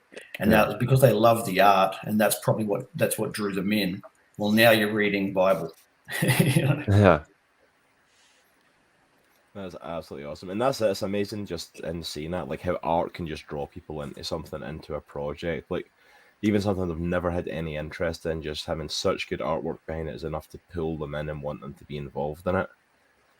And just one last kind of question from the audience there. I kind of threw it up since I know you have to run, Daryl, but that's okay. I got a few minutes. What's next after Samson Rise? Because you guys collaborated together like before you did Samson Rise. Yeah, we did the Big Bible Challenge. Was the Big Bible Challenge, Matt? Is that what it was called? Yep. It was one of Matt's jobs. Matt picked up this job, and then he got in contact with me and said, "I've taken on more than I can chew. Are you free? Are you free to help out?" And I'd take any opportunity to work with Matt. And I said, absolutely. And so Matt had already drawn a few of the bigger, beautiful pictures in that. I don't know if you have any to show. But when he showed me those, I thought, oh, what have I gotten myself into? You got it there? Yeah. And so I tried to keep up with Matt there. And basically, I was drawing a lot of the pages you see there, and Matt was inking them and painting them and just taking my drawings and just making them beautiful. So that sort of thing. Oh, where are we going? Oh, wow. Oh, man, and when we awesome. were working on that, we were saying, wouldn't it be fantastic if we could just do something for ourselves? Wow. That's awesome. It's gorgeous. Thanks. That's awesome. And because you guys have collaborated on that, you collaborated in Samson Rise. Is there plans for you guys to keep yeah, so what's next? That was the question, sorry. No. Hey, I'd love the question was what's next? Well, that's really up to we have Matt, Daniel, and myself have thrown ideas around, and I think we've come up with some good ones. Matt's a very busy man, so I don't know how much he's able to put into it. So I don't know what's next, really. I'm hoping there's something is next. Why don't you guys show the statue of Samson? Oh yeah. Yeah, that's cool. These just got here in the mail, so the others don't have them yet. I'm the first That's one. mad. Get it focused. Fantastic. There. Yeah, statue for Samson from Samson Rise. Samson Rise right there. Look at those calf 100% want this. I want one of these. And that's by leg day. This was done by our sculptor. Yeah, I developed this with Hoodsie Carvalho, who is an amazing artist who did the 3D modeling for that. So that's awesome. Can I just say though, looking at this whole panel and just seeing names like Barry Cook and Sergio Cariello and seeing all these names, I would love to see something with all these names on it. I'd love to see that come next. That'd be awesome. Whatever that might look like, whether it be an animation or be a comic book. Mark, you're in chat. Just no pressure, Mark. You're in chat. Terminus Media, get a half. Well, we get that going. Daniel, you got to get the Liberty University Disney thing going there. That was we can say that we have kind of floated an idea with some of these guys to do some work in the Dominion verse with the Book of Judges. Ooh. And so we're playing around with it, and if the resources are there to do it, and this is what I was telling Matt the other day, if the resources are there to do it, then we will do it. But we just have to pray and see what the Lord. And this is the overall theme of everything is we pray.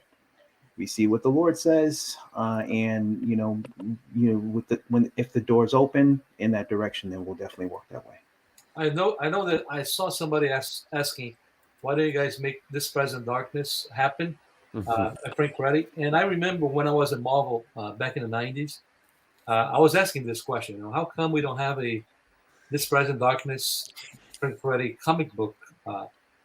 And I forget the details, but I found out through my contacts that Frank Peretti sold the rights to This Present Darkness, all that series, and whoever bought it is sitting on it, and Frank cannot do anything about it, and nobody can. So that's that. It's unfortunate. We will find you. We know our mission now, gentlemen. Let's find them. Thank you so much for your input, guys. Thank you so much for your amazing work on Samson Rise. And just to wrap it up, we're actually going to do another one of our giveaways, and we're actually going to draw 2 names now that are going to get copies of Samson Rise signed by Matt and Daz. So if you have not signed up at terminusmedia.com/events yet, last chance, get your name in to get a chance to win Samson Rise. We're going to be pulling some names right now. Let me pull our wheel back up. Get ready for the applause, guys. Here we go. That's fun. All right, let me see. Any last names coming in? All right, I don't see anyone. I'm going to pick our first name. First winner, Brian Senefeld. You are getting a signed copy of Samson Rise Last check. Any other names came in? Nope. All right. That's a cool wheel. Brian Senefield and Adam B. Yeah. Or as we over in the Twitch chat, get a Yeah. signed copy Got it. of Samson Rise from the guys. So thank you. All so the much way for from putting names in. Australia. Yeah, that's Yes. going to come all the way to Australia to get them to. Expensive post. All right, let me just quickly write that down before I forget those names, because I will. All right, but since Daz has had to duck out, and it took him long enough to get here since he's in the middle of nowhere, I'd actually like to hand over and get some conversation going with Mitch Breitweiser, who has joined us for today. Thank you so much again, Mitch, for joining us. In the middle of nowhere on your trip, you decided to still hang in for this.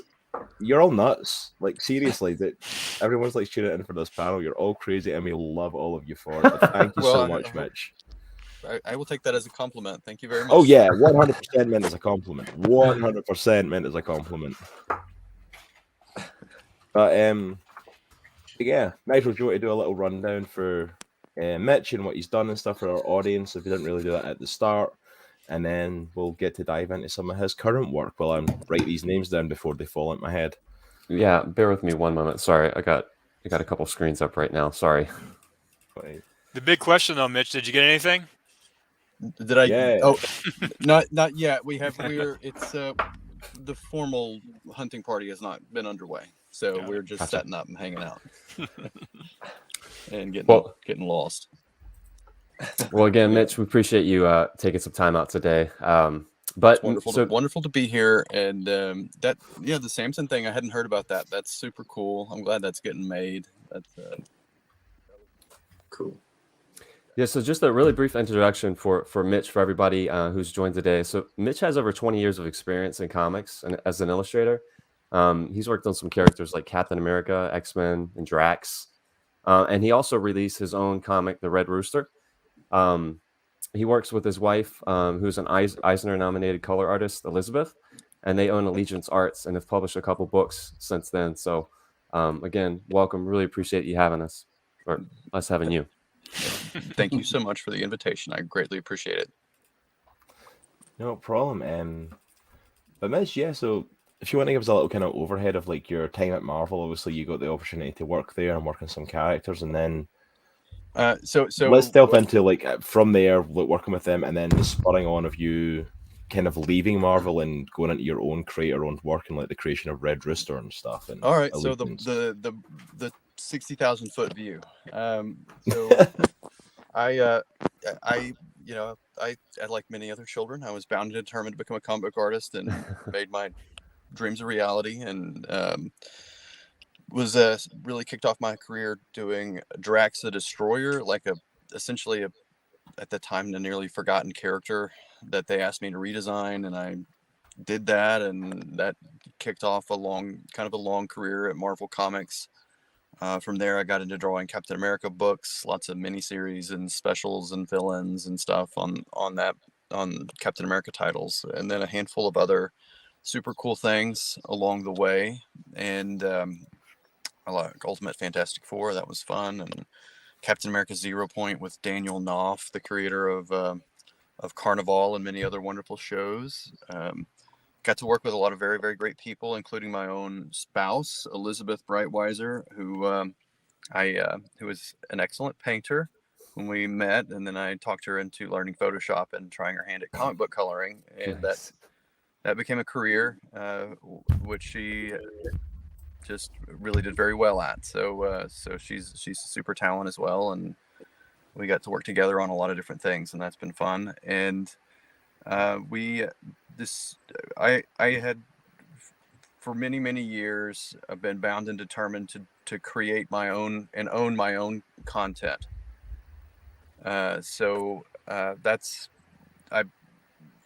We kind of felt like we were reaching the end of our tenure, I guess, at Marvel and other publishers. And so we made a conscious decision to step back, kind of just create our own little small business and focus on creating content. And we did that for a couple of years, building up a business plan, a strategy, the foundations of what would become our Allegiance Arts initiative. Then we launched a crowdfunding for our title, The Red Rooster, that I created many years ago and worked on for years and years in sketchbooks and the like. It did very well, and it opened it was kind of a crazy time. So we were very lucky and very successful.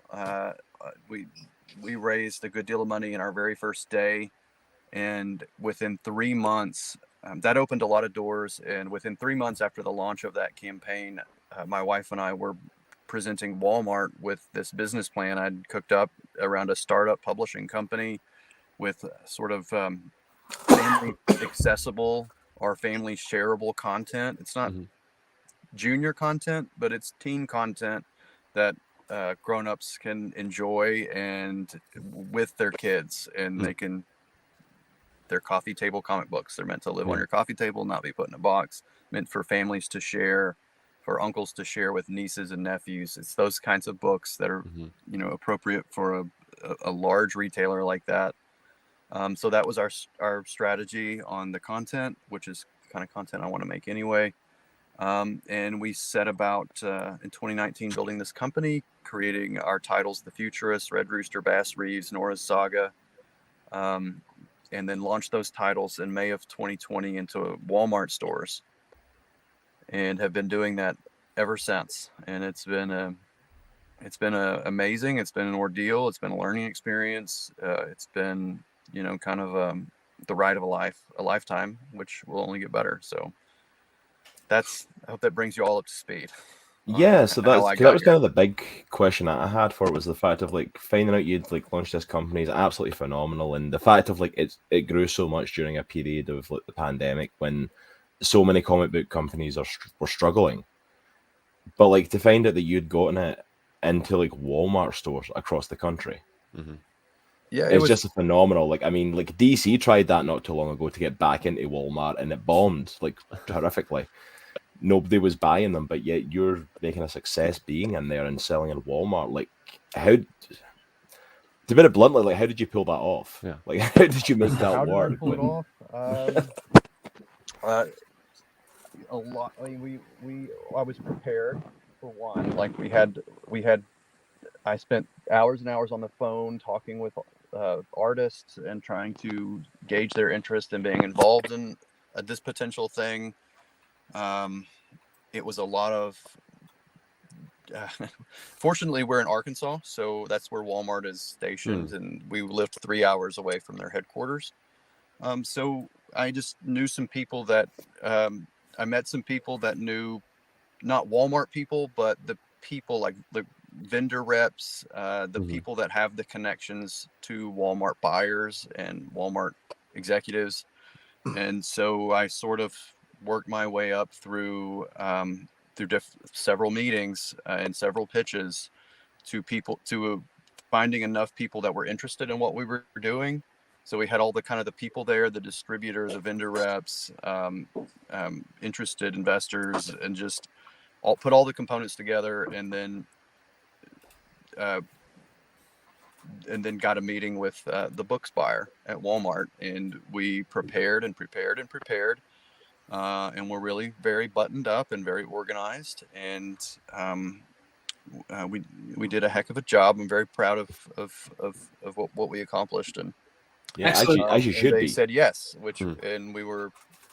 I mean, and then we've been on the ride of a lifetime pretty much ever since. It's been something else.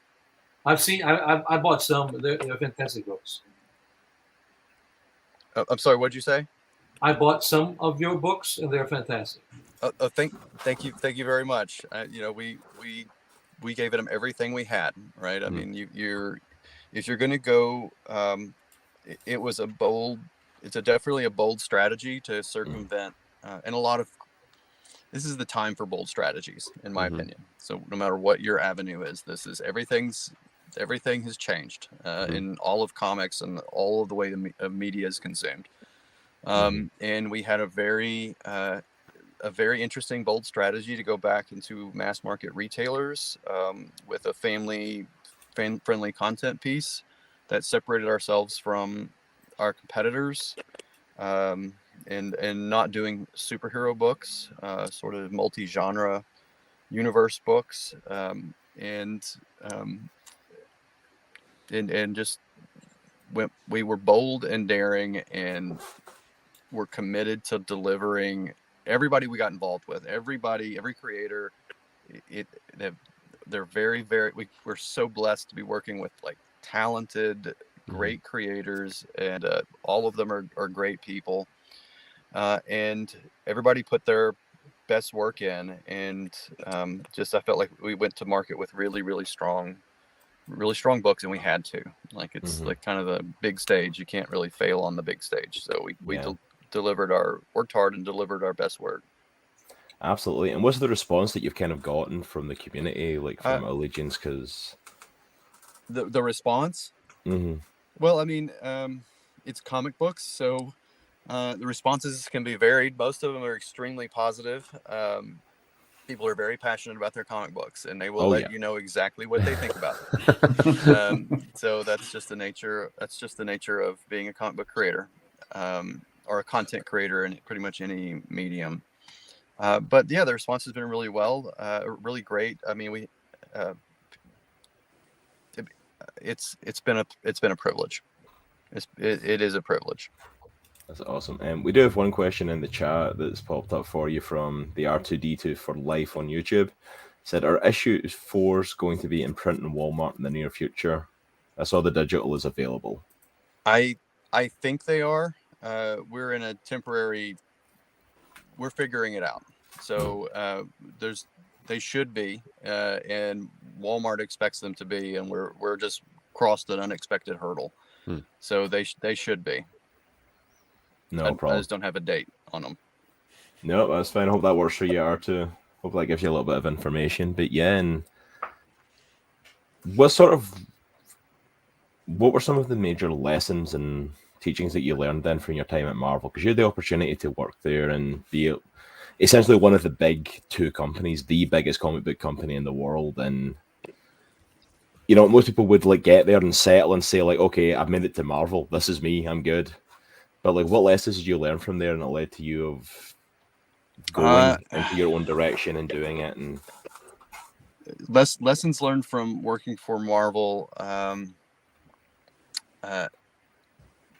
think some of the biggest, some of these maybe. This is a lesson. Thankfully, I did not have to learn myself. Maybe a few times, but don't. Be professional. Don't be a gossip and talk about fellow creators. It's a small business. Word gets around. It's not a good look. When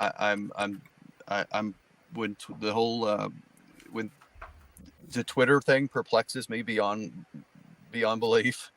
That professionals get online and get into slugfest on the internet. That boggles my mind. So that's a lesson I learned by watching other people make mistakes, and maybe made a few myself. So always be professional, and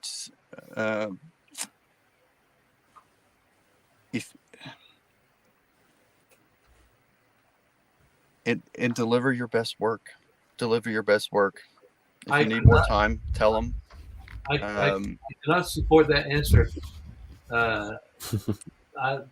strong enough.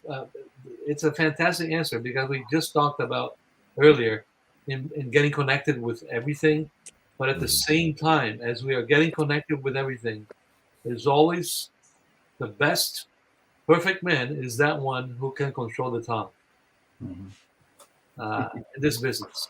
And I've seen so many times. I mean, and I also saw the turmoil that Mitch went through internet, the attacks and all that, because we go through that. I get attacked because I know somebody who knows somebody. It's like, oh, he's one of them, and so we got to be very careful. We got to be as smart as a serpent and simple as a dog, like the good word says. Yeah, honestly, that's great advice. You do have to be wise as a serpent. I mean, because it's choppy waters, and the creatives can be combustible sometimes. I mean, that energy is where all the exciting, great ideas come from, but it's also where a lot of like bad paths start too. Right. Yeah. You know, and people that make art and comic books and media or they thrive on that kind of energy. You just got to direct it the right way. Absolutely. And I think that's something that we're all going to face as creators in various mediums, is that, you know, we're not always going to have a good time. We're all going to face some hardships, and, you know, but we just need to be wise to it. And, you know, kind of like as Sergio and Barry and stuff were talking about earlier, like, just be led by God and be led by where Christ is taking us. And when he opens a door, follow that path, you know. And I'm glad that you followed that path, Mitch, and I'm glad he took you on a different route from there with, you know, out of Marvel and to the flourishing Allegiance, which, you know, which I'm not going to lie, I feel so behind the times. I found out about Allegiance and I'm like, wow, this company's doing some amazing stuff, and I had no idea about it. Like, I need to get caught up with this. This stuff looks amazing. Oh, well, thank you very much. I appreciate it. And, you know, we're certainly very proud of it, and very fortunate to work with amazing talents like David Williams and Kelsey Shannon and Butch Geis, and more than I could count right now, but wonderful people. And everybody's putting forth their best work, which is, I think, a testament to what Elizabeth and I were fortunate enough to be able to do. Like, everybody's inspired by their projects that they're working on, and they don't. It's a freelancer gig for them, but to watch my peers that I respect and artists that I love come in and just really lean into books that we help get off the ground and fund and find a path to retail for is just an honor. Yeah, that's phenomenal to hear. By the way, I want to tell Mitch, man, I love Bass Reeves, man. I mean, man, that's what got me into you. I'm not gonna lie. That I saw Bass Reeves. I know a little bit about the history, and yeah, man. Were you working with Kevin Grievous? Grievous, yeah. Yeah, because I noticed. I thought I saw an article where he was a part of that. So yeah, man, and more of that, please, more Bass Reeves. Yeah, it would. Right now, I don't have the follow-up story yet. The last thing I want to do with Bass Reeves, who is, if you don't know, he's a legendary American hero, and he was the first Black U.S. Marshal west of the Mississippi River. He had over 3,000 arrests. He patrolled the largest territory, the police territory in the United States at the time. And he was a well-known figure in his day that was nearly forgot about, lost to time immemorial, but not anymore. I mean, I learned about Bass Reeves in 2013 and read his amazing sort of biography in a paper, and I was just like, okay, this needs to be a comic book, and I want to make it. It's just got everything it needs for a great comic book. Bass, if you I don't want to venture too far into spoilers, but the kicker for me for Bass, the story, what it's truly about, and Bass was a man of, we read some biographies, he was a man of a deep and abiding faith. What the story of Bass Reeves is about is a man and his commitment to the law and to duty in order to protect the frontier, the civilization, from really bad dudes that were essentially hiding out in Indian territory in the Badlands. He has to, he basically sacrifices his own family to put himself between chaos and civilization. And in doing so, there's a story about a man who's committed to God and the law and righteousness and justice, but in the process his own son, he has many children, one of his own sons becomes a murderer. And that to me was the central crux of the Bass Reeves story, and really was what makes him a really Odyssean and tragic figure in a lot of ways. And that's the story that we decided to explore in our rendition of his life, which is not a biography, but it's we were trying to be as accurate as possible while still making it an action-packed comic book that works within a comic book structure. But that's the crux of the narrative, and the one that we focused on, the life of it that we focused on. What I don't want to do with Bass Reeves is create Bass Reeves 2, the less interesting sequel, right? But as soon as we have like the story that is better than the one that we have now, I'm happy to get that going. That's awesome. That like you just pitching that, they're like, yeah, I need to pick up this comic. 100%. I need to pick this up now. That sounds amazing. Yeah, the art is incredible. David Williams is an old friend of mine, and he's just a phenomenal artistic talent. His page layouts are beyond amazing. He does stuff with shapes that will bend your mind. And he's just a great guy too. Yeah. Absolutely phenomenal. And there's another one I wanted to ask about. I think it's the most recent one. You just started sending it out. I think someone in chat said they just received it yesterday. Is The Saints? The Saints. Yeah. So that's our fifth title that we've launched, and we launched this one on Indiegogo and Kickstarter, sort of as a way to pre-fund a package for the series and create a special limited print run edition of this new book for us. And it's super cool. It's about an archaeologist because I love history, and my co-creator on that book is a big fan of history, and we love archaeology and anthropology and things like that. And it's a fun playground. This is our playground for history and archaeology. Follows an archaeologist named Jean-Marc Lapointe, who is a pariah of the establishment, right? He's a pop archaeologist, right? He writes books and makes headlines. He's great at promotions, but the academic establishment thinks he gets a reputation, right, as a grave robber, and maybe some earned and some not earned, as a hack, as a self-promoter, as a playboy, and a media hound. So, but he is ultimately a guy who's on the quest for the truth, and in being in a position like that, he's able to explore the fringes, right? So he goes to the margins where the academics can't go, and in that he starts to uncover a truth that would rewrite history as we know it. And in the process of this discovery, he's sabotaged and becomes a international criminal, like overnight, and is wanted. And then he's recruited he's nowhere left to run. He's recruited by a group called the Saints that is tasked with protecting humanity and humanity's story from a shadowy cabal of conspirators that are intent on controlling the narrative, and controlling the world, I guess. So that's the basic pitch. So it's much more. It's contemporary. It's action adventure, globe trotting. So if that's in your wheelhouse, that's definitely the book for you. And beautifully illustrated by Christian Rosado.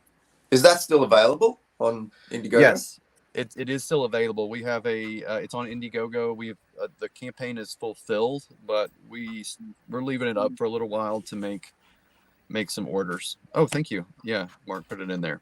The Saints on Indiegogo. Sounds awesome. Thank you.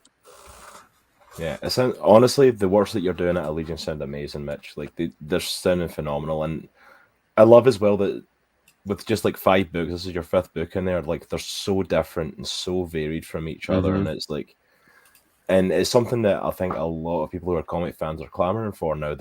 We're becoming a lot more aware. We've talked about it on our show that, it's like as the comic book world's a lot more than Marvel and DC and superheroes. Like if that's all you read, you are missing so many amazing stories. Yeah. And so many amazing genres, and it's amazing to see what Allegiance is doing. And it's phenomenal. Well, thank you very much. I'm glad you noticed that. You know, we made a very conscious decision not to compete with Marvel and DC on superheroes. It's probably a smart move at this point. As much as I love Batman and Spider-Man, I mean, I love them. They're I love them very much. I prefer to explore untilled ground, right? So I mean, I would rather go out and do something, find my own lane, find a lane that hasn't been traveled in a little while, that people might be really itching for and hungry for, and try to find those customers. And I think in some ways a little like manga, like the manga market, like they throw stuff against the wall, you know. Yeah, but that's in saying that as well. Like, it's not to say that you've not ventured into a kind of superhero-esque genre, and it was the last one I really wanted to majorly get you to mention, because it was kind of the beginning points of Allegiance started with this character was Red Rooster. Yeah. And like, tell us a little bit about Red Rooster. How did that concept come around? And so, like, how do you vary him? Like you said, you don't want to compete with Marvel and DC, but you've got Red Rooster, who's clearly a superhero character. What did you do to make him his own thing and not compete on that level? I'm glad you asked that question. So Red Rooster he's like, I call him Batman in a barn. Like, that's the simple thing. Batman in a barn. So just imagine what that could be. He doesn't have any superpowers. Nope. Maybe they're extraordinarily talented individuals in this, right? Unique, quirky characters. But it's Batman in a barn. No powers, just a guy with his wits who's crazy enough to wear a chicken costume and fight crime. So it's in the same way too that Batman is urban. If you distill Batman down to its core parts, it is urban, gothic, cape and cows, mysteries. All we did was switch the urban with southern. So we've got southern gothic, cape and cow mysteries. And no one's ever done it before. Ever. And so I drew this character, and we own it. Nice.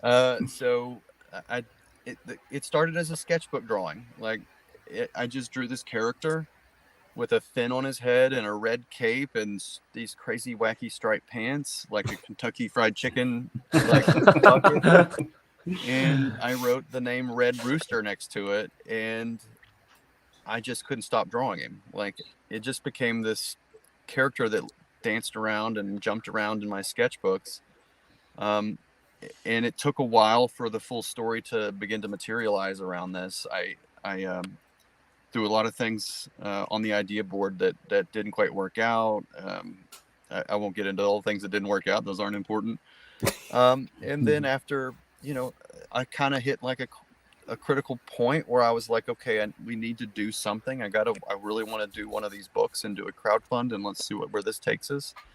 And I just woke up one morning with most of the bones for what the story would become. And I remember pitching Elizabeth all day long about it. She was just ready for me to move on to something else. But the whole thing where he's a hero who was who inherited a mantle, like the Phantom, right? That's passed down throughout the generations, but he was unprepared to deal with this secret, the Order of the Dawn, and be the Red Rooster and the bearer of the mantle. And since this is the dawn of mass media, the book takes place in the 30s, so Dust Bowl era. Oh, nice.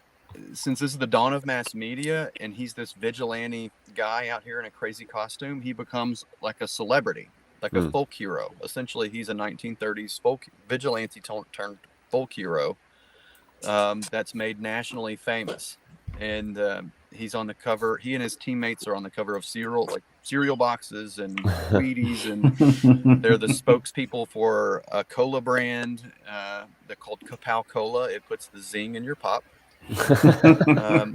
Yeah, it came up. Yeah, I love that's fun. Kapow Cola puts the zing in your pop. So he's at the height of his fame, and and a cabal of his previous villains get together to leverage leverage his celebrity and as a weakness to bring him down on the national stage. And that all happens, or that is the setup for the bigger story.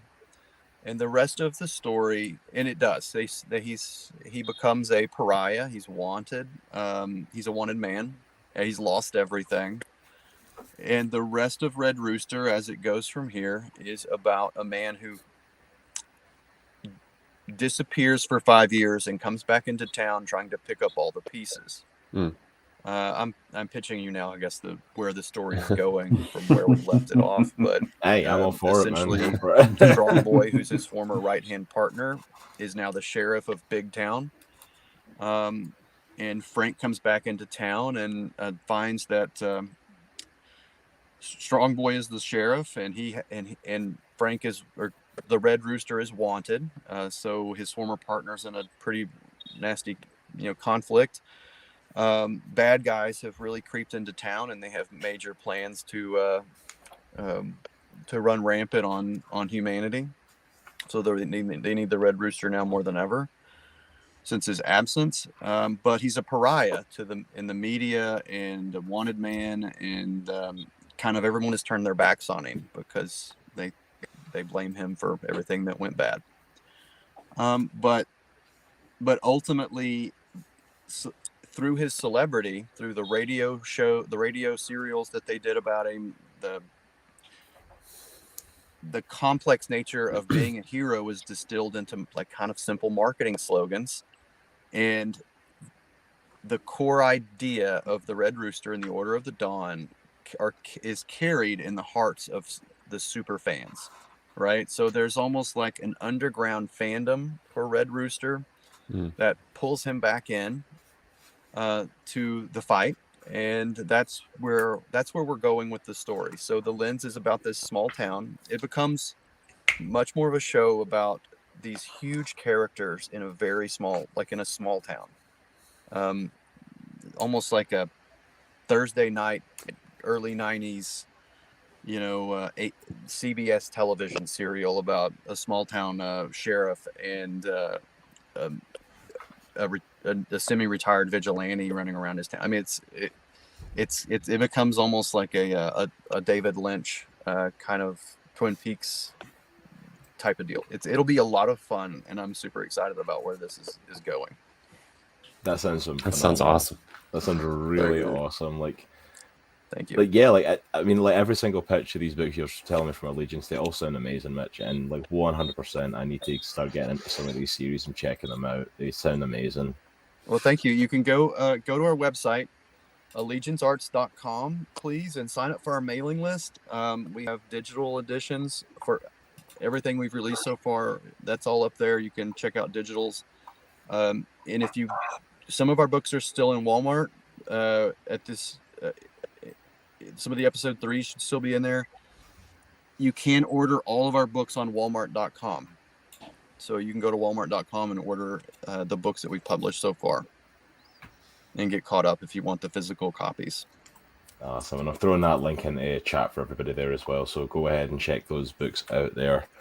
I do want to keep chatting about Allegiance. There's so many questions I've got, but I don't. We need to keep the panel moving a little bit. We do have a couple of giveaways, though, for some of the Allegiance stuff. If I can pull them up for this, I believe we have a Red Rooster giveaway. And we also have what was put down as a package giveaway. So I'm actually going to hand over to Mitch for these things. What are the giveaways for this? Because I don't know the full details of the Allegiance stuff that we're giving. Okay, let's do a couple giveaways. That'd be fine. I have some signed copies of Red Rooster, but I'll also ship out a copy of the Saints and maybe some other goodies and swag. And we've got a lot of cool stuff laying around from campaigns like trading cards. So we'll just load 2 packages up for 2 lucky winners, Man. and it'll be a goodie bag. Like it'll just be. How do you put your name in here? I was about to say I need to get in that. I was going to say, like, okay, y'all in chat, I've been saying this since the start of this show, like that. You have no idea how much it kills me. I can't put my name in for this stuff. If you do not have your names in here, what is wrong with you? Get Cross, your name nobody down. knows our real names, so I mean, you know, I'm just saying. This is true, actually. I can put my name in and nobody would know. You don't know how tempting that is? I am not going to lie. But we are going to do, we have got 2 Allegiance package giveaways that we are going to do, and we're going to draw names right now. Guys, get your names down for it now. Get your names. terminusmedia.com/events. Last chance. Get a smallish in chat there. I know your name, Cross. Stop telling my secrets. All right, but we are going to pull some names. So last chance to get your name in for one of these. I'm going to start just drawing. Let me pull our wheel up. All right, so first winner of one of the Allegiance packages is going to be Stacy Bradshaw. All right. Woo! Stacy. I love that we're getting there. We're getting more enthusiastic with the clapping. What's going on? So let me write Stacy's name down. All right, first one's gone. Oh, there we go. Ron Newcomb getting your name in there. Let me add you on quickly, Ron. Anyone else? Last chance to get your name down for one of the Allegiance packages. Get it done now. 3, 2, 1. It's your chance. We're going. No. Stacey's not getting 2. I'm redrawing. You can give that one to me. Okay. There are 76 names on this wheel. Her name twice. Oh my god. We are going to draw that one more time. See if it's a Stacey Bradshaw again. Something's rigged. Lekat Toller. I apologize if I'm completely butchering that name. But Lekat, you are the winner of the other All right. Dominion pack. Or Dominion. Allegiance package. Dominion's the other giveaway. You know what I'm doing, honest. Thank you so much, Rich, for coming, for talking to us today about Allegiance, for the prizes, for the giveaway. We greatly appreciate it. We would love you to stick around as we keep the panel going.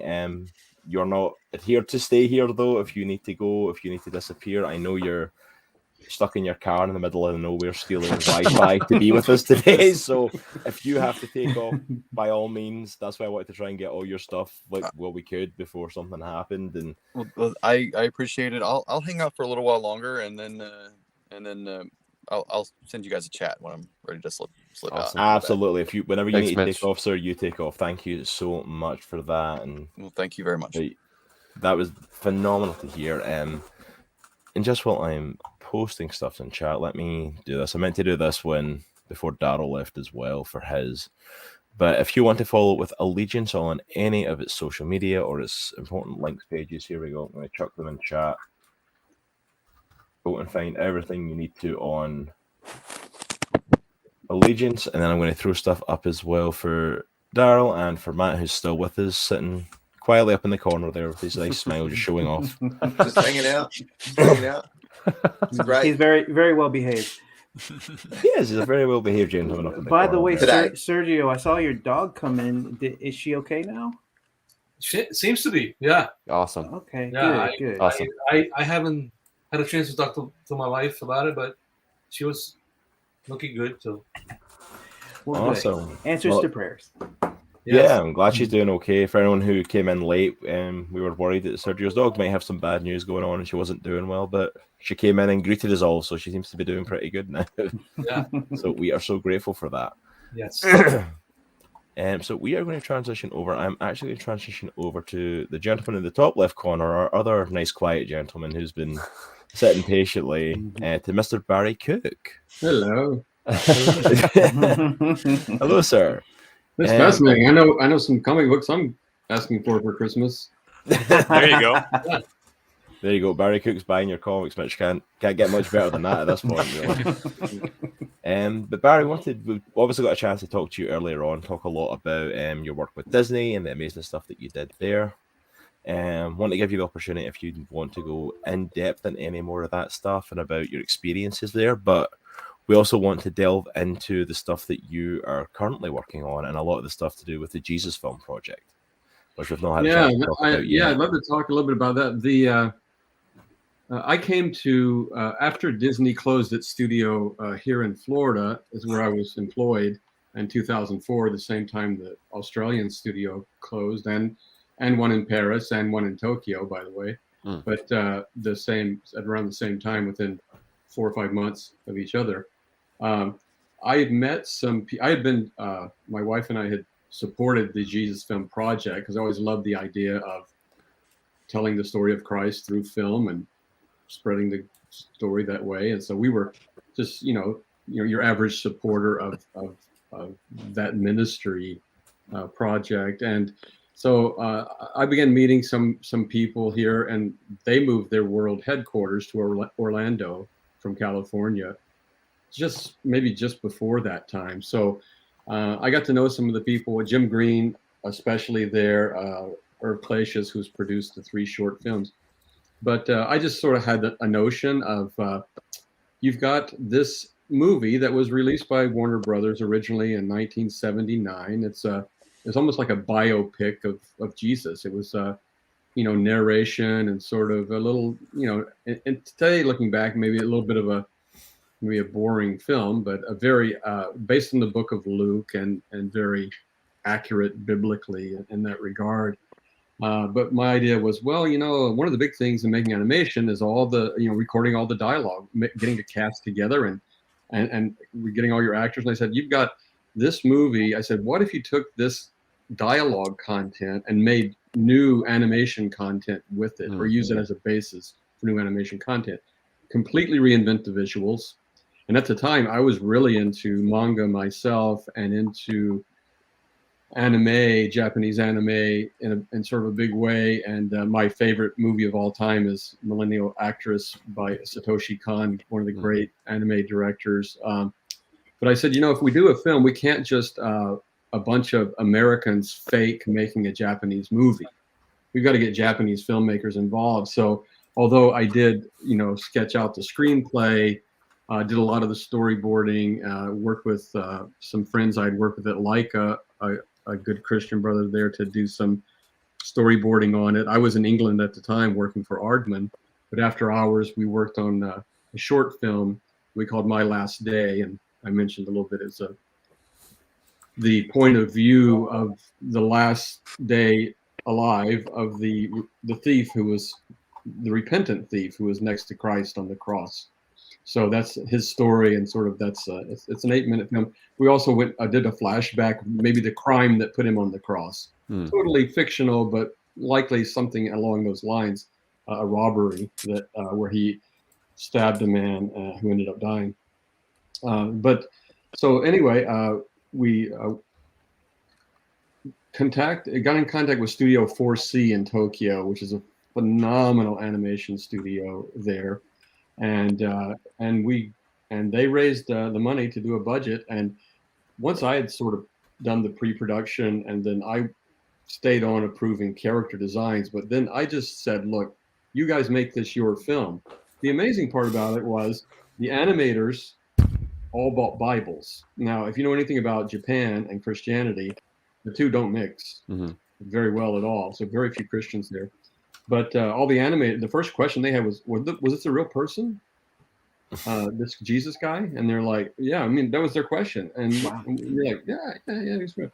And there's lots of books written about, can we get the, so they all went out and bought Bibles. Now, I don't know what came out of that, and I don't know what will come out of that for eternity, but I know that all the animators down in Japan were like digging into the life of Christ because they wanted to get into the story, right? That's so cool. So it's been, it's right now it stands as, I think, it's not in the Guinness Book of World Records, but it's the animated film that's been translated in the most languages of any animated film in the world ever. Oh, wow.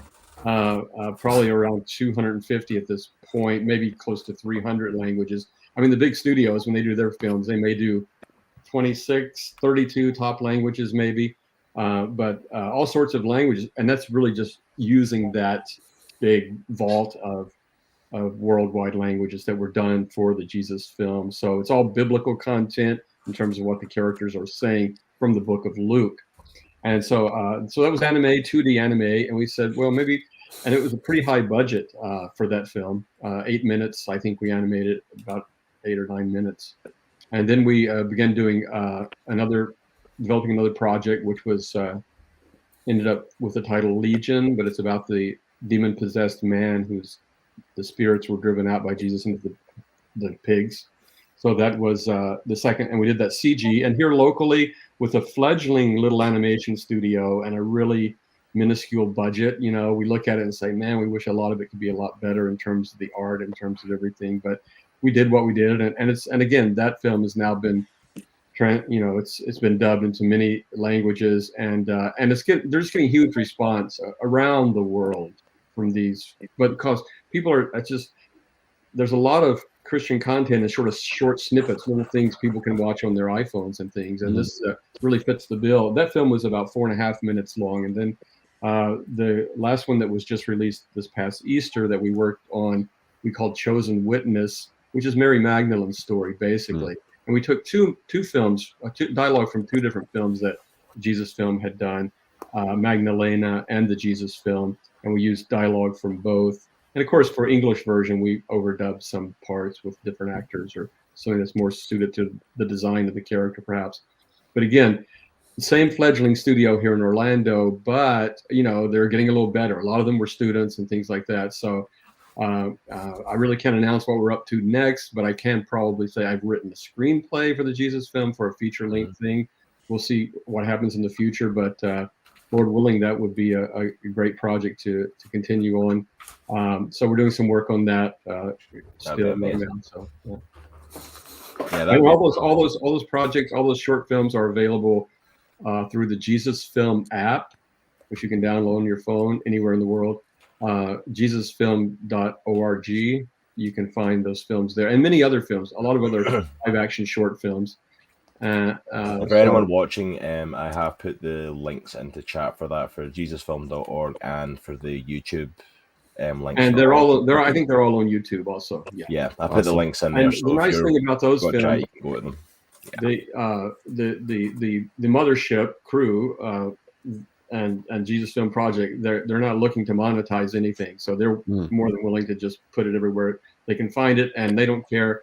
We had, and speaking of Brazil, Sergio, we had a Brazilian worship leader put a worship song against My Last Day, and he got over 30 million views. Wow! Oh wow! The animation, just with his worship song playing behind it instead of the dialogue, you know, or maybe the dialogue was still playing, but he just. And there's like a live recording. I don't know who he was. Nobody knows who he was, and nobody cares because, you know, the more the merrier. So spread it around and use it any way you want, because that's just the whole idea behind those projects. And all those projects are donor based. Donors specifically giving money to make those specific films. It doesn't come out of a bigger pool of funds. It's finding the donors that are interested in this kind of content. So it's been great. It's been it's been great, and me going, I feel like, into my retirement years, a great way to spend for me. You know, use my skills and my know-how to just continue to stay active and also stay, you know, pretty close to home right now. So it's great. Awesome.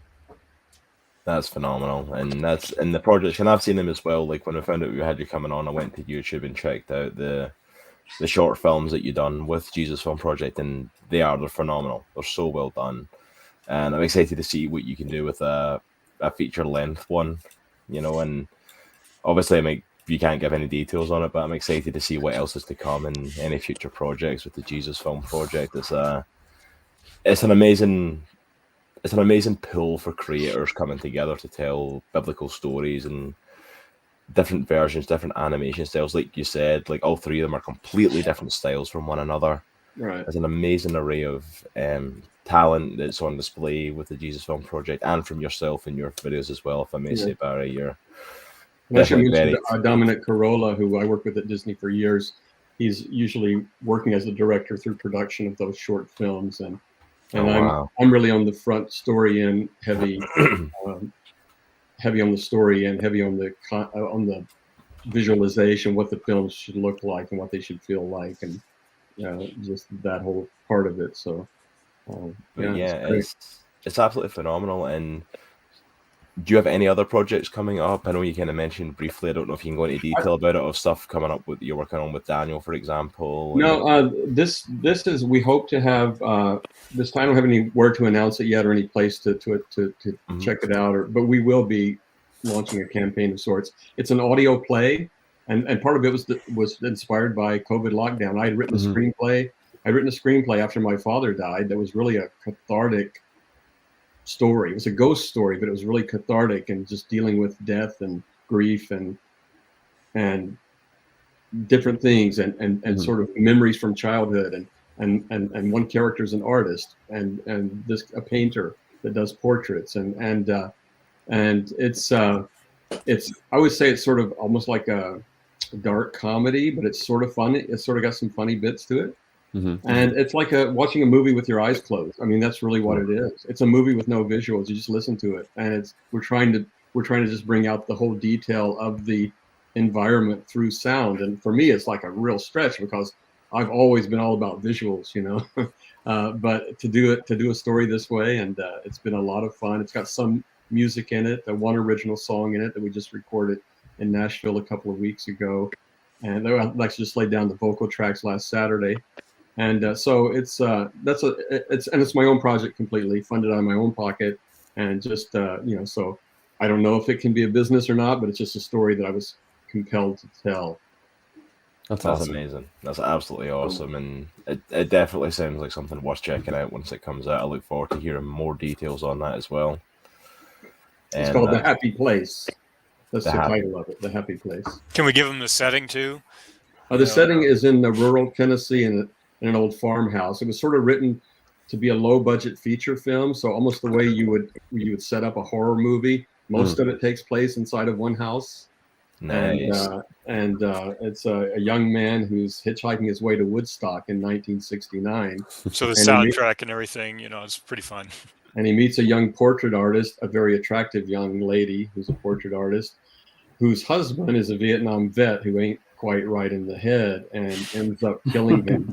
And he becomes a ghost in his house. He becomes a ghost stuck in his killer's house.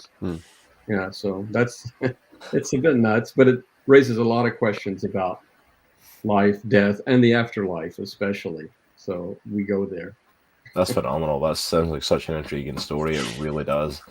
Definitely check that one out. That sounds like really quite a cool story, actually. Yeah, it's funny. Ghosts have always been part of for some reason, the first movie I ever made as a 10-year-old was a 3-minute version of Dickens' Christmas Carol. Oh. And of course we had Ghost in Mulan, which was sort of one of my big ideas, for that movie. And the last movie I was working on at Disney that did not get made, one of its working titles was A Few Good Ghosts. So I've always been intrigued by ghosts, and I think it's probably just cultural. I grew up in that part of Tennessee, and my grandmother and that side of the family, they always told a lot of stories, but they always, the ghosts were always part of their stories. And so it's a sort of a cultural thing, my roots, No, that is absolutely phenomenal. That's really interesting, actually, that it's became like a reoccurring thing for you. That it's became a reoccurring thing. I didn't really realize it until very recently. After I wrote this, I sort of said, wait a minute. I've been trying to tell ghost stories forever. Yeah, there's a big ghost in the bottom left corner. I've been wanting to. I've been I don't know. A lot of my stuff has had ghosts in it. It's crazy, but the way it is. Some things you just get.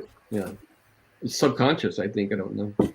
Yeah, it must be just something connected with you at some point with that, and it's resonated through your work since then. Yeah. Even in your short film Legion, which is the one of the three that we're talking about there, you get the exorcism of the demon possessed guy. Yeah. It's done very, very interestingly too. If you guys haven't seen it yet, you should definitely check it out. Pretty amazing. Yeah, I was going to tell you, Barry, my youngest daughter, actually, I asked her to make me a Bible bookmark, one for me to use in my Bible the other day. So she grabbed the markers out, and I said, draw me anything you want from the Bible. And this is what she came up with. Jesus casting the demons into the pigs and throwing them into the water. So childhood favorites. So I'm pretty sure that's thanks to watching Legion the other day. Oh man, no pigs were injured during that scene, right, Barry?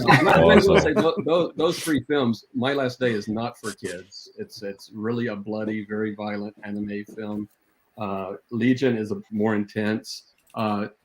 The short film Chosen Witness, I think, is more of a general audience sort of film, although there is a depiction of the crucifixion, but it's not quite as, like Daniel was saying earlier, we sort of put the camera in a more strategic place during some of that, for just for the sake of the audience it was intended for. So that is awesome. I'm so excited to see more of these projects coming from you, Barry. Thank you so much as well for coming on and talking with us about this today. Pleasure. Pleasure. And for our chat, we also have some giveaways from Barry as well, and we have some giveaways of a signed DVD of Disney's Mulan and a signed DVD of Arthur Christmas, the Christmas movie that he was co-director on. So we're going to be giving these away right now. We're going to be pulling some names. So again, last chance to get names in for these, and we're getting less and less giveaways. So getting in now is probably a really good idea. So. Which I have to say, Barry, that Mulan is probably my household's favorite Disney movie. Mine too. We just got watching it myself. We just got back from Epcot, and they were showing footage of it, and during their firework show. And when she cuts her hair, her hair for the battle, my wife lost it. So yeah. I want to take this. I want to take a moment to ask Barry. Barry, what did you think of the live action remake? Well, it's a totally different character. We tried to show a ordinary girl thrown into a very overwhelming circumstance, and her fighting with every fiber of her being, trying to survive the thing. Whereas in the new movie, it's more of a character who has an inner magic power that she has to discover. Right. And that's a whole different character. It's a really different story.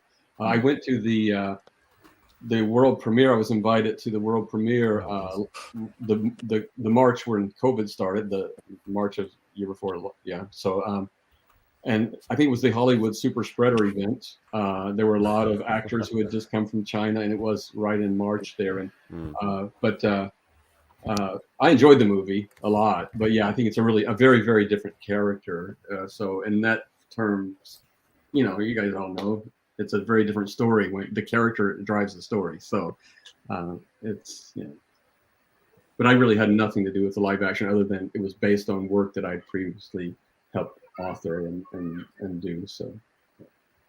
By the way, Barry, Arthur Christmas is my favorite Christmas movie. Yeah, that was sure. I was very fortunate. Sarah Smith was the director on it, and she invited me on it. They needed a co-director, and I was able to go to and work at Aardman for a year. So it was phenomenal for me, just a dream come true.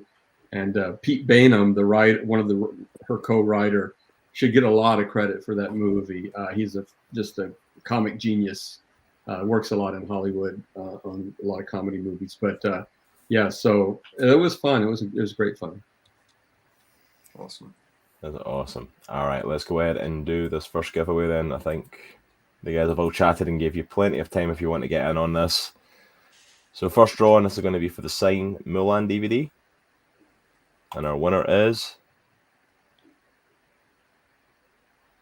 William Brooks. Right, William. Congratulations, William, on winning that signed copy of Mulan. Oh, I'm jealous, William. I'm very jealous. I'm jealous. It's not really fair. No, it's not.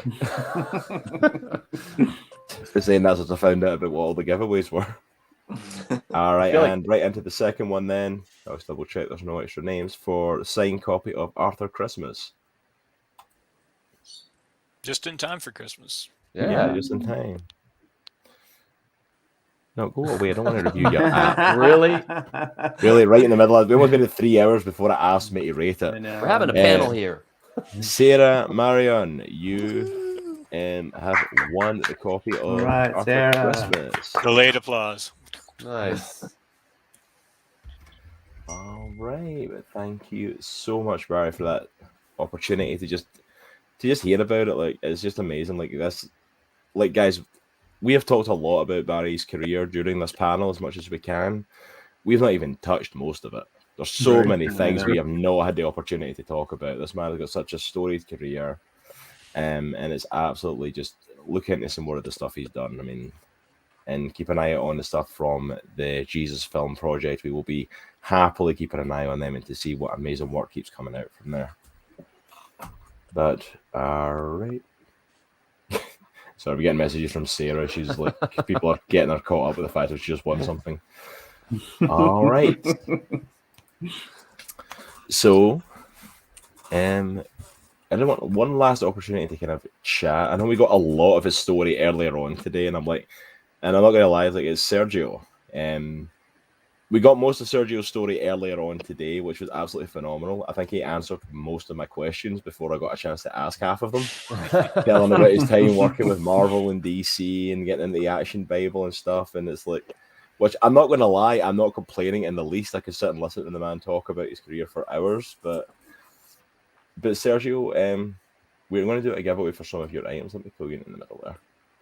And for some of your pieces, I just wanted the chance to chat a little bit as well.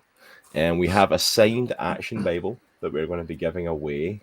And I don't even have the picture pulled up. I should have had it pulled up and stuff for today. But we're giving away an original art piece that Sergio done of Batman. Which I hold it up, man. Yes, heck yes. Okay. I feel the need to say this to everybody. Like, I watched the video of Sergio inking this. And like he inked this in like 14 minutes. I mean, with a brush. Yeah, I'd like to point out, it's incredible. That wasn't done digitally. He done this with an ink brush. I got the chance to watch him do it live on Facebook last night, and was completely in awe of watching this man. Because like I got sent the picture of the sketch, and I thought that's amazing. That would be an amazing giveaway. And then I got to watch the man actually ink it in front of my eyes, and I'm like, it's just not fair how talented some people are. It's really not. You guys are lucky that you've never had to do an art battle against him. I had to do an art battle against him back in 2015, and he was just wiping the floor with me. It was embarrassing. I'm not gonna lie, Matt. If I had to do something like that against Sergio, I literally just put my pen down and just walk away like I'm done. Next time that happens, can you film it? I think that should be hour 4 of the live stream here. Yeah. Rematch. It's not a giveaway, but I did a yes. This morning. There's the man. Oh man. There's the man. What? Okay. I need to mention this. I was getting stuff ready for the stream today. So I was on Facebook and I saw Sergio went live. I went over to his Facebook page and this man is just casually just inking Spawn. As if it's nothing, as if it's the most chill thing he's ever done in his life, and making it look that phenomenal. God. And I'm like, thank you. That's nuts. And I'm not gonna lie, I literally in chat almost asked him like, how much is it for that piece? Like, how much is it? Like, not for myself, actually, for Nitro, because Nitro is a massive Spawn fan. Like, and I saw that piece and I'm like, that piece is probably worth more than I could ever afford. And the talent that is going into that, it's like, Sergio, you are like very, very gifted and talented, man. We covered most of the questions that we had, which I think I'm not sure if you covered it earlier, but I was talking with my daughter earlier, my older daughter, and she was asking, because I think we read about how young you were when you started drawing, and then when you started getting published. Is that right, Sergio? Yes, yeah. I was 11 when I created this Frederica the Detective, and I had no idea about producing stuff. So I drew it to size with a magic marker on a copy paper with no eraser, no pencil. I have no idea how I was able to. I don't even know how I was able to do that. So I wrote the letter and everything, and it looked half decent for 11 years old. I was published weekly, and I remember going to school and people asking, "What's going to happen to Federico?" I said, "I'm not going to tell you. You're going to have to read it next week." Wow, that is hilarious. But I was 11, and my mother worked in a bank. That this guy Paulo Craveiro, he was a columnist for the newspaper of Pernambuco, Brazil, and he knew of this lady called Lloyd. We called her Lola, and she was in charge of the children supplement of comic strips. So my Frederico was published right along Flash Gordon, Phantom, Prince Valiant. It was amazing for me to see that at 11. And then the same columnist hired me to do caricatures of political figures, and he paid me for it, and it was published on a different section of the newspaper. But that was my first experience. Then later I learned all these guys, they drew twice up. They actually used pencils to do sketches first and then do them big, and then they would reduce it to make it look better. I said, oh, I didn't know that. And they actually used an eraser. And when I was in Australia, because of the Action Bible, I remember that I signed 600 Action Bibles there. And I was teaching the kids to draw. And the teacher said, Sergio can draw without a rubber. And I had no idea what he was talking about. What are you saying? I can draw without a rubber.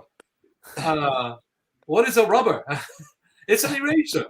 That's what Australians call a rubber. It's an eraser. I said, oh, okay. We're trying to fix that. I've got to say, it's like, yeah, it's like we get that as well. That was one of the issues I came to the States, was like calling it a rubber. It's like, that's something else here. Not in America. Nope. Sorry on behalf of Australia. And by the way, I love your steak too. I mean, I just had Aussie Grill owned by Outback in the International Plaza, and Australian. And as a Brazilian, I can tell you that the meat is delicious. Oh man. Now I'm hungry. Thanks a lot. Thanks, Sergio. So as well as I've done with everyone else, for all the chats, I'm throwing up some links there for Sergio, for his professional website, for his Twitter, his Instagram, his Facebook, his YouTube. All his stuff's up there. You can follow Sergio on pretty much any platform. So go ahead and follow this man. Especially follow him on Facebook if you've got it, and you'll be getting videos like I've been watching the last 2 days of this man live, just sketching. But I want to say, I must say something. I'm sorry. I want to see what Sergio's 11-year-old picture was like. Yes, we need to see that. Yeah, like 11-year-old Sergio. Just Google Frederico the Detective by Sergio Cariello. It will probably pop up. But I must tell you that when I was doing the Action Bible, I was drawing the Action Bible simultaneously. I was drawing the Lone Ranger for Dynamite, and I was drawing Son of Samson for Zonovan. So I was quite busy during that time, and I had my wife help me spot out the blacks. But I was drawing like 20 plus pages, pencils and inks of the Lone Ranger a month, 27 pages producing pencils and inks by myself, and 7 colors and 3 letters helping me out. And I did the Son of Samson I pencil and ink that. It was a 50-page a month, written by Gary Martin. So I was quite busy. So I know that Jack Kirby is the fastest pencil that ever was. But at one point in my life, by God's grace, I was pretty fast for producing over 100 pages of pencils and inks a month. Dang. That's nuts. Wow. That's insane. Oh my gosh. I was gonna say, it's like, yeah, if I say Jack Kirby's the fastest, you're definitely giving him a run for his money, though. Coming after the king with that time, that's nuts, Sergio. Mm-hmm. Good night. That is phenomenal. And then I just had a legit personal question, and it's like, of all the characters, like, you worked with so many DC characters, especially. Mm-hmm. Who has been your favorite, like, character to draw, to work on, story to work on? Because between working with Marvel, with DC, with Dynamite, with CrossGen, with so many companies, what has been one of your favorites to work on? I would say that with the Marvel Universe, Spider-Man, in the DC Universe, Batman, and Lone Ranger for Dynamite, and Jesus for David C. Cook. Good answer. Good answer for the last one. Yeah, which, by the way, massive shout out. We've not talked a lot about his work on the Lone Ranger for Dynamite Entertainment. One of the lesser known ones because of it being an indie book, but he was on that book for many, many years and was nominated for an Eisner Award for that book as well. So I just want to point that out there. This some phenomenal work. Yeah, that's some phenomenal work with the Lone Ranger. I have to give that to you. Yeah, like the book doesn't get enough credit compared to some of the other stuff, but it's phenomenal. Some of the pages for the Lone Ranger are just gorgeous. Amazing.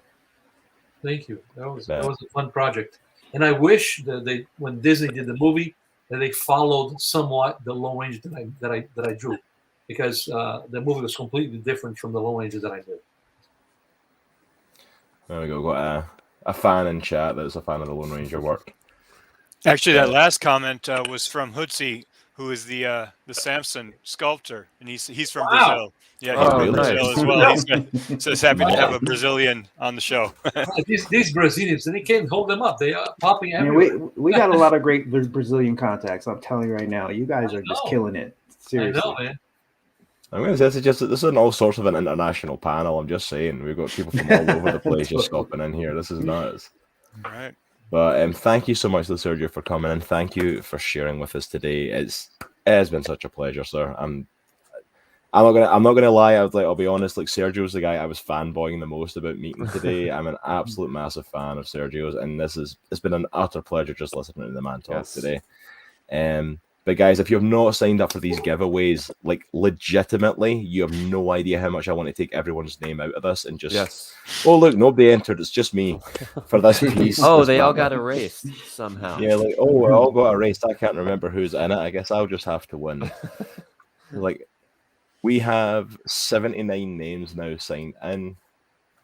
We're going to do, first of all, I'm going to completely build tension here. Let's do the signed action Bible first, because, I love making people hate me for stuff like that. Let's throw it up. Ooh.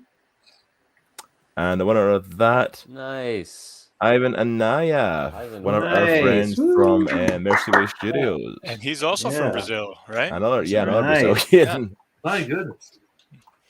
If you haven't seen Ivan's work, definitely check it out. He's a beast too. Yeah, Mercyways and Brainy Pixel and all those guys. They're going to be on our next Christians in Comics and Animation, actually. So, all right. So that's Ivan, and then this one. This is it. If you've not got your name down for it, this is your last chance to get in for the Batman piece. Now, how many sign up for the Batman piece? Everyone still gets an opportunity at it, but we have had one more name, so there are 80 people in contention for this. And about how many of us are left in chat here that aren't allowed to sign up that also want to be in. Scotty Lamb, you are the winner of that Batman piece. Nice. You're all utterly jealous. Scotty, I hate you. Yes. I don't even know hate you, but I love you. Jesus loves you, but I hate you. And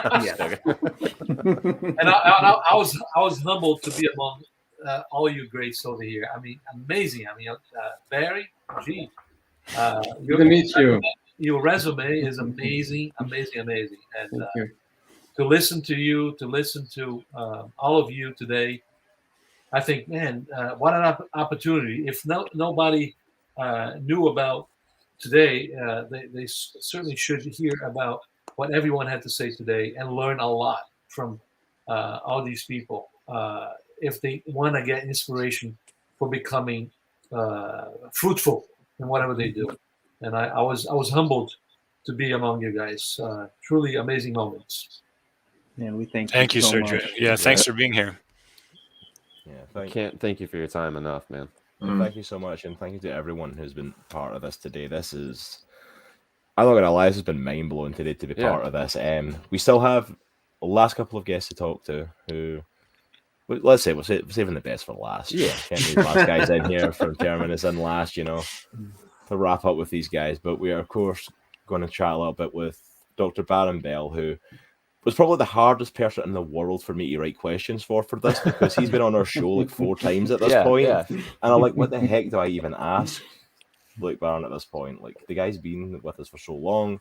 And then, of course, Daniel Hancock, who I think for about a week I was advertising on our stuff as Daniel Hitchcock. Take that as you will. It could be worse, he's a creator in the movies and playwright. Awesome. And I'll take that. That's fine.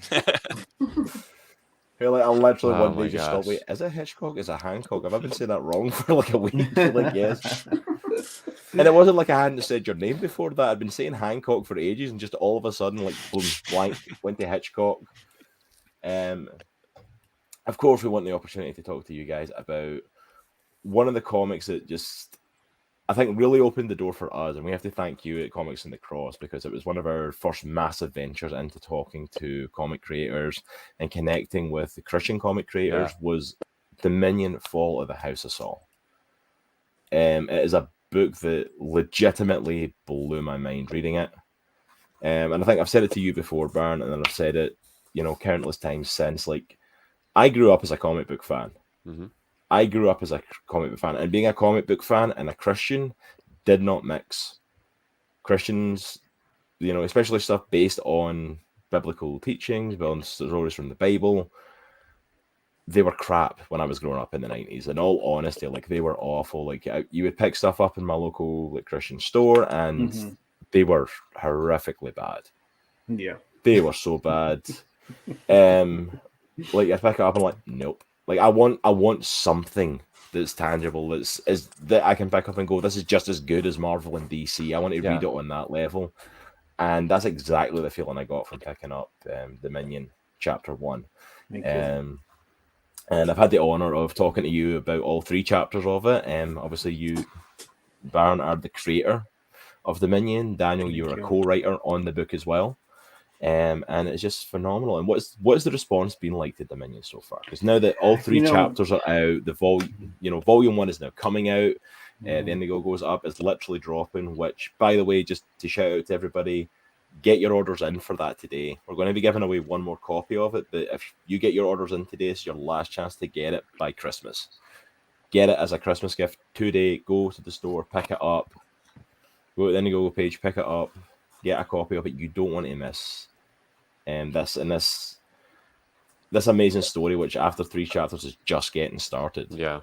So what has the response to it been like for Dominion, and what's happened since its launch? Man, the response has been overwhelmingly positive. I mean, it has been kind of like a labor of love, and I can't help but to just give thanks and praise to the Lord for just inspiring it, but also, allowing my publisher Mark with Terminus to actually see the vision behind it, and that we wanted to do something that combined our loves. I love Star Wars. I love robots. I love all sorts of things comic related. I love Disney. I love all sorts of different stuff. So it's like, to be able to take all that stuff and then also take my love for the Bible.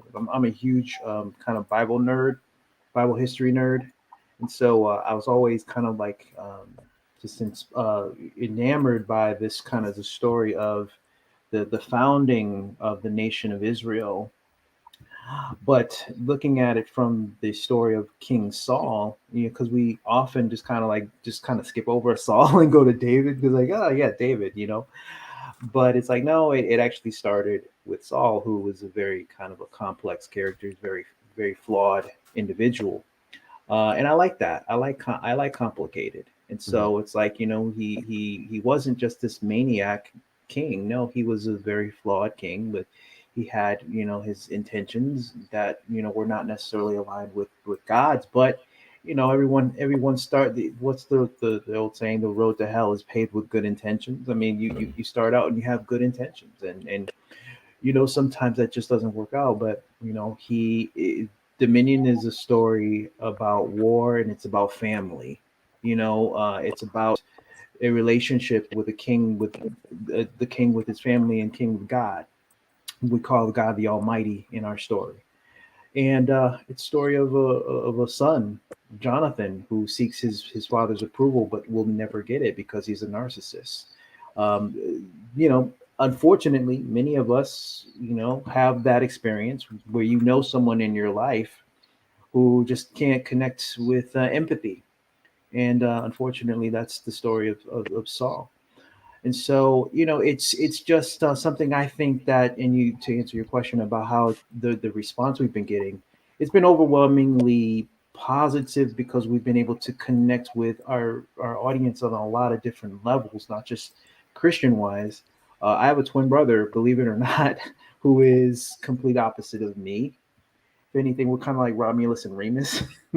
And so it's like, he's not a Christian. As a matter of fact, he completely atheist, but he picked up Dominion, and he kind of like what Sergio was saying about the quality. I mean, if it's a good quality book with good quality art and good quality story, people, you just can't deny that. Yeah. You know, so they'll pick it up and they'll read it, and they'll get something out of it, and hopefully Jesus will plant a seed that will spawn later. But another thing is, in our books, we have a study guide at the end of every book, which kind of ties the story back to the Bible. And so, in a way, if you will never pick up a Bible, you will actually have picked up the Bible when you read Dominion. And so we really we love it because we get responses from, you know, pastors, youth leaders, homeschoolers, and just comic book geeks. Saved, unsaved, just comic book geeks. I have had some of my best conversations with unsaved comic book nerds because they just love the art of storytelling, the art of the craft.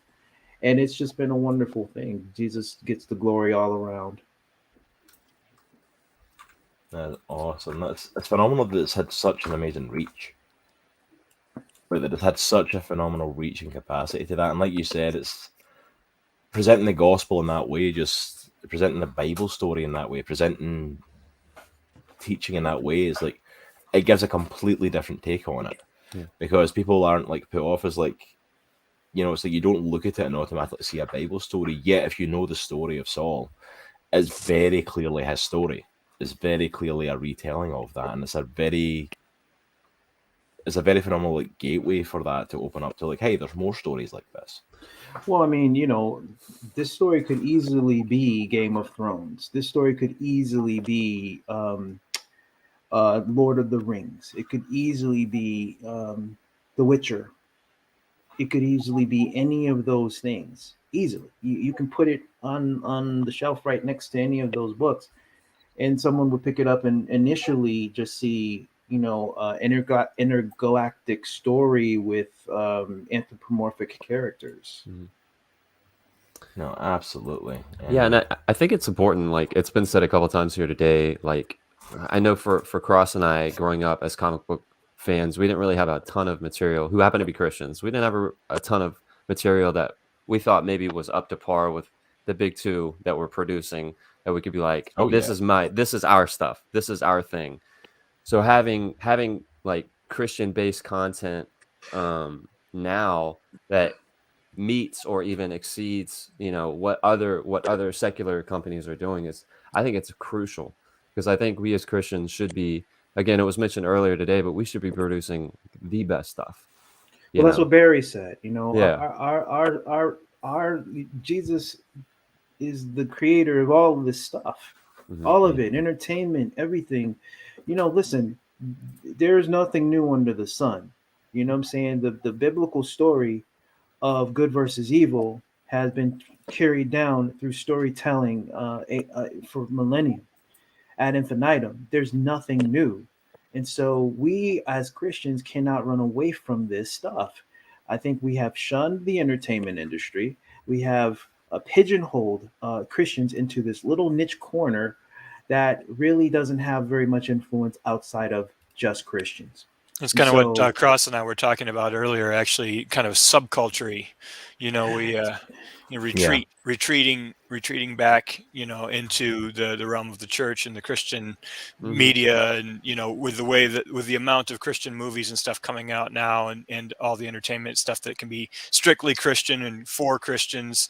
I see a lot of creators kind of backing into that, you know, and staying in that space, when most of the people on this panel today have actually been the types that were Christians themselves, but have worked in the industry and influenced all of those larger projects, and you know, created things in the wider space. And it's about the work. It's about the craft. It's about putting, you know, I think a lot of times as Christians, we put the cart before the horse. We want to tell message so much that the quality of the artwork kind of is lagging.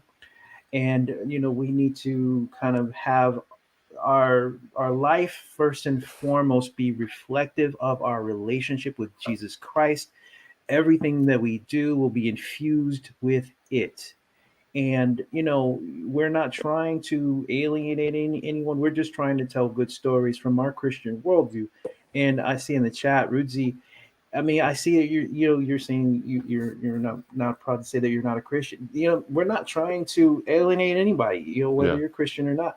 I mean, it's as long as you like the story, that's all we care about, because that's the beginning of a relationship that we can have that can stretch over a long period of time, hopefully through our stories.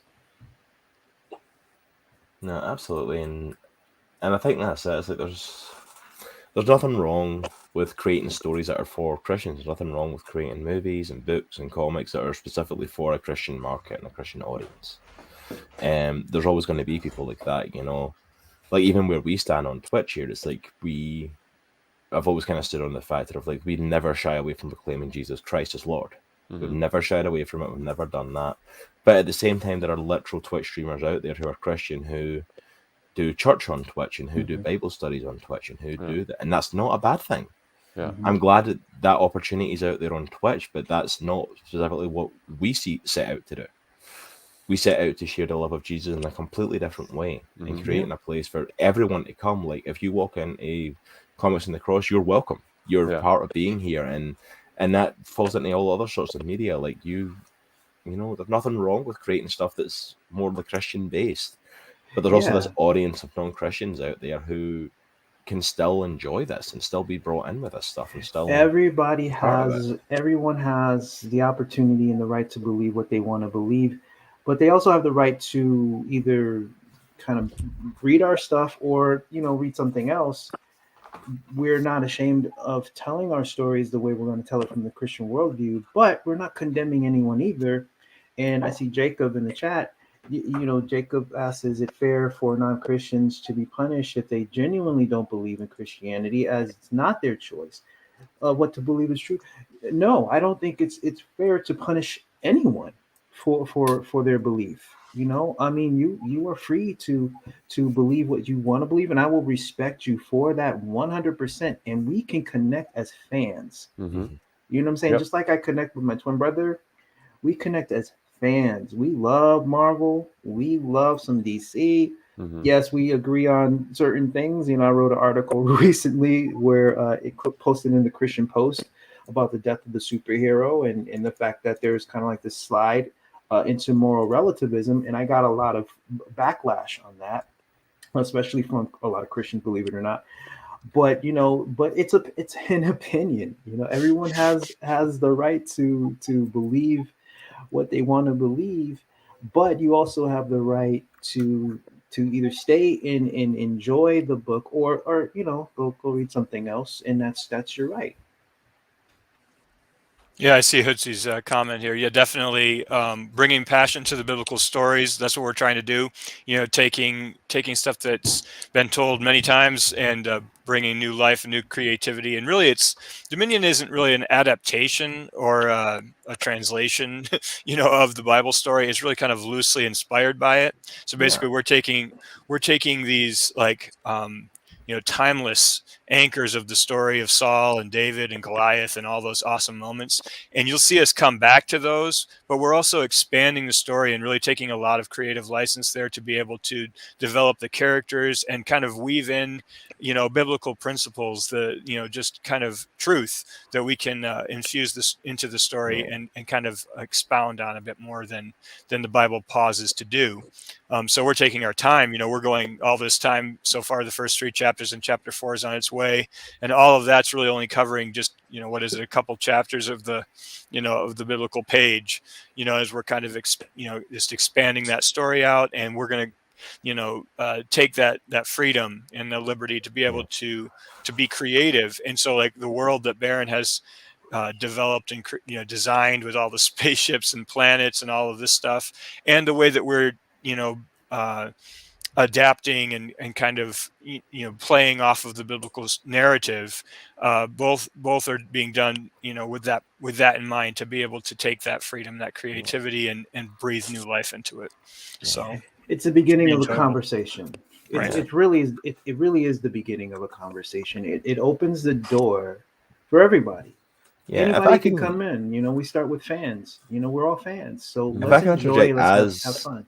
As a fan of Dominion, like I'm a fan of the comic. I'm a fan of, I've read the first 3 issues of it. I absolutely adore it. I'm going to be picking up the trade. Absolutely love it.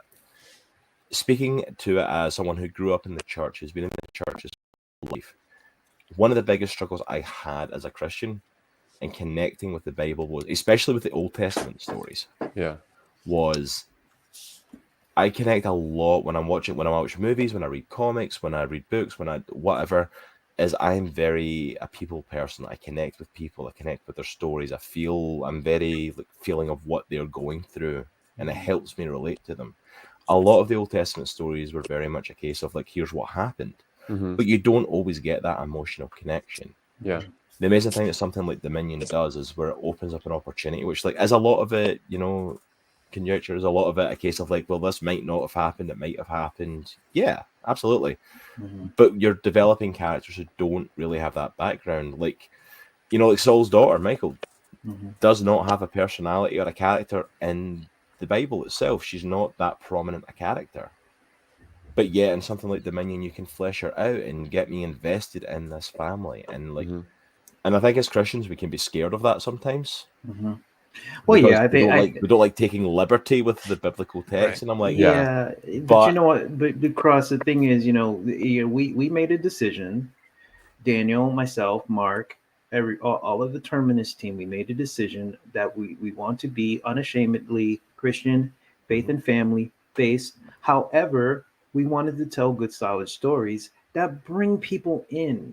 Absolutely, you know what I'm saying? And so it's sometimes we will take artistic license to develop our characters, especially the female characters who the biblical text would kind of equate to a possession of some sort, or lesser than in the eyes of the male patriarchy. And this is a different type of a telling of that story. Not that we're erasing history, because of course that did happen. However, we have the ability now, in hindsight, to say, okay, well, why don't we kind of give these characters much more gravitas in the way we tell these stories? However, we're still meeting the plot points of the biblical narrative. That's why we're able to have a study guide that can point you directly back to 1 Samuel chapter 15 or whatever. And so, but we can also bring in our little girls and say, you know what, you can be powerful. You can be, the Lord loves you just as much as he loves me. And you can be strong. And here's a good story and a good character role model that you can look up to. I love Daniel's little girls. They love the characters, and it's awesome. Absolutely. My littlest says she wants to have a Dominion birthday party. That's awesome. That's what we need right there. Yeah. We need something like that. 100%. So that's something that I feel like the Christian media really hasn't gone into that yet, into the realm of sci-fi in any kind of large way. Somebody was just asking about that the other day on a forum. They were asking, is Christian and sci-fi, do they not, are they not compatible or something? Why is that not happening? And somebody pointed out Lewis's space trilogy, which is great. And then everybody kind of sat around scratching their heads for the next one on the list, and so Dominion definitely is that. Can't we have a Star Wars? Yeah. Can we not have our own version of these kind of awesome stories like this? C.S. Lewis is Out of the Silent Planet, one of my favorite books of all time. Amazing, right? He's one of my inspirations. Lewis is one of my inspirations. Lewis had a way of communicating truth through these narratives that it far exceeded his time. I mean, he was prescient in so many different ways during that period of time, which was absolutely timeless, and it's amazing. It makes those stories, it gives you the capability to still see something relevant in the C.S. Lewis story, even years later. something that we can learn from Lewis too is that you can tell these truths in any place, in any story. You go to Narnia, or if anybody read Till We Have Faces, amazing, different worlds, as well as the space trilogy, and so definitely we can do it. We can do it in space. We can do it with Space Lions, or diving deeper, like Samson Rise, for instance. That's right. That's you did the same kind of thing as we're talking about, Matt, with Samson. Kind of. It's not necessarily 100% accurate or a list of what happened, like you said, Cross, but it's more about kind of mining it for gold, I think. Is that how you say it, Matt? Digging deeper into what that's about. That experience of the character, that now when you go back and read Samson in the Bible, after experiencing Samson Rise, then you're going to be able to kind of read all of the pages a bit deeper because of that book. You might read them all in Samson Rise style, right? And be like, that's connected. You know what, Matt, I wanted to compliment you guys on Samson, because the one thing that I really see in that is there's so many ways that people can relate even now to this age-old story of Samson and his failings. And even like if we reached out to like someone who is actually really in prison, on lockdown, being able to read a story like that, I would love to see this go to like prison ministry or something, so that using it as kind of like an evangelical tool. It's just amazing to see, all of us on this panel are making use of God's talents to be a blessing to this world in so many different ways. You know what else too, Barry? It just occurred to me, the comparisons, the parallels between Samson Rise and My Last Day. Matt, you've seen the short film, both starting in the prison, and the reflection back, remembering. It just occurred to me while we were talking here today that those are very similar in the way that they're kind of going into a known biblical story, but then just going completely in a new direction as far as like what that emotional experience was for that character. And it just makes it resonate so well. And by the way, David Sager, yes, C.S. Lewis was and still is the man. Oh yeah, absolutely. Absolutely. But yes, I'm kind of wanting to start winding this down now, because we're already like way over time at this point. We've been having too much fun here. That's been awesome. It's now going to be a 4-hour show, guys. We're not leaving quite yet. But like, I want to just throw it out there, like, for any of the creators that are here, for any of the opportunities, if there is anything that you want to say to our audience that's watching, anything about your creative works, anything about faith, anything about upcoming projects, I'd love to open the floor up just one last time for each of you. If you've got anything you want to share, this is the chance to share it. And then we're going to do our last 2 giveaways and wrap out for this. I like to say I'm doing a lot of mentoring, you might say, nowadays. And I have yesterday a young filmmaker I met with, and his dad, and he's 16 years old and he wants to make movies. And I spoke to him a few months ago on Zoom, and I think a lot of us have had the same experience in life. But I meet a lot of young people who want to get into the kind of work we're all doing. And, they ask a lot of questions about how do you do it? How do you do it? How do you do it? How did you become a film director? People ask me, and it's like, well, when I made a movie when I was 10 years old, and I sort of decided that's what I was. You know what I mean? I didn't ask permission from anybody. So don't seek permission to do your thing. Don't seek permission to be a comic artist. Don't seek permission to be a filmmaker. Don't seek permission to be a writer.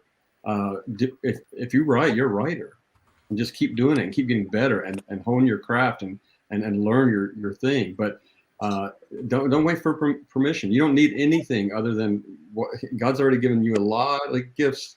Every one of us, whether we acknowledge Him or not, we have abilities and we have desires in our hearts. And the reason the desires are in our hearts is because we're meant to pursue those things in our lives. And just don't wait for someone to say it's okay. It is okay. Go for it. Yep. Yoda has spoken. And we're done. I'm going to say, it's like, mic drop. I'm going to say, I can't top that. I'm signing my name underneath Barry's statement there. Like that's I feel come awkward across this even. time and time and time again. I mean, for the last 40 years, a lot of people ask me that, just that kind of question, all the time. How do I write? How do I become a screenwriter? How do I become a director? You start doing those things, and you are that thing you want to be. You can be that. Beautiful. Can I follow that up? Yeah. That sort of very fits brave into of you. what Go for it, I Matt. wanted to say. Well, because I just wanted to say how much of an honor it's been just being on this panel with you guys. And when I found out who was going to be on the panel, I was actually quite intimidated and kind of just went, and so why do you want me on there? And like, yeah, and I just look up to all you guys, and I'm quite often one of those people that do let my self-doubt get in the way of trying or going for the goal, like just letting my fear of failure get in the way of that. So I just guess my little bit I want to say is that for those people out there that are a bit like me, that do have a lot of self-doubt, and like Barry was saying, just kind of go, how do I be a writer, or how do I be an artist, or whatever like that. It's great to look at other people's work and see how awesome they are, and be inspired by that. But it can also be intimidating, just like seeing their volume of work or what they've achieved or how they've succeeded, and just kind of go, I'll never be there. But just if you've got a passion for it, just do it. Enjoy it. Be inspired by people that are better than you, but don't get down on yourself if you feel like you're never going to achieve that level or that greatness or whatever. Just do it for the love. God's put a passion in you to create, and you're doing yourself a disservice if you don't enjoy that process and just keep doing what you love. So that's can I bounce off of that? Can I bounce off of that a little bit, Matt? I tell people too, it's like the first films I made, the budgets were $8. The roll of film was $4 and processing was $4. But I didn't have any more fun as a creator making an $80 million film. That creative experience in the moment, doing that thing, making the film, it never got better with bigger films. And the joy of it the joy of doing it never got better with recognition. It was always, I love the doing of it. I love the making of it. I think that most of us as artists, it's where we come from. We love drawing, we love writing, we love writing a song or whatever it is. And that if you've got that inside of you, it's not going to necessarily get better with success. That feeling of just that creative moment that you're in making something. It doesn't. It's not really that scalable. The feeling isn't. You get it as a kid drawing. Learning how to draw Fred Flintstone was exciting. It reminds me of something I said to you the other day, Baron. We were talking, and I said, "There's no pot of gold at the end of the rainbow." It doesn't work like that. It's the actual experience of doing the projects, that you learn to love that wherever it is, wherever you are in the process, so it's like not stressing out too much, not striving, too much, or the self-doubt, Matt, you're talking about, or beating yourself up or whatever, just enjoying it because it's what you love to do, and so, it's not destination, the journey, that kind of a thing. That's right. Yeah. Absolutely. That's it, man. Just one thing, basically for us at Terminus, we do have our Dominion Volume 1 officially going to be dropped on December the 15th. Beautiful little book here. And so excited about that. So that's going to be coming. We can do pre-orders now at terminusmedia.com. We also have a Indiegogo that's up as well. Cross can put that in the chat. Yeah, I'll throw it and also one new venture that we're going into is we're doing a Bible study called the Dominion Graphic Novel Bible Study Season 1. Episode 1 is December the 5th from 4 p.m. It's about 30 minutes in length, I think. So terminusmedia.com/learn. You can sign up for that. The cool thing about it is it's going to be conducted by we have a Christian influencer. Her name is Davina. She does these awesome videos about things that you can say besides cuss words that have garnered, I mean, like millions of views. She has about almost a half a million, quarter million followers. And she's a great spirit, wonderful girl. And she's going to be leading our Bible studies on Zoom and TikTok. And so you can go to our website and sign up for that today, right now, if you wanted to. So that's going to be really cool. And then, of course, we have another event coming up December, I believe it's the 12th, right, Cross? Yeah, December 12th. Christmas, Christian Comics and Animation. We got some great guys coming up. We have, can you put that back up? Yeah, sorry, it's a really short one. It's going to keep. Yeah, no, it's Al Nickerson from Sword of Eden. We got Luis Serrano. He's with the Christian Comics Art Society, but he does a really great book. It's also a little Samson book. Samson's a popular character these days.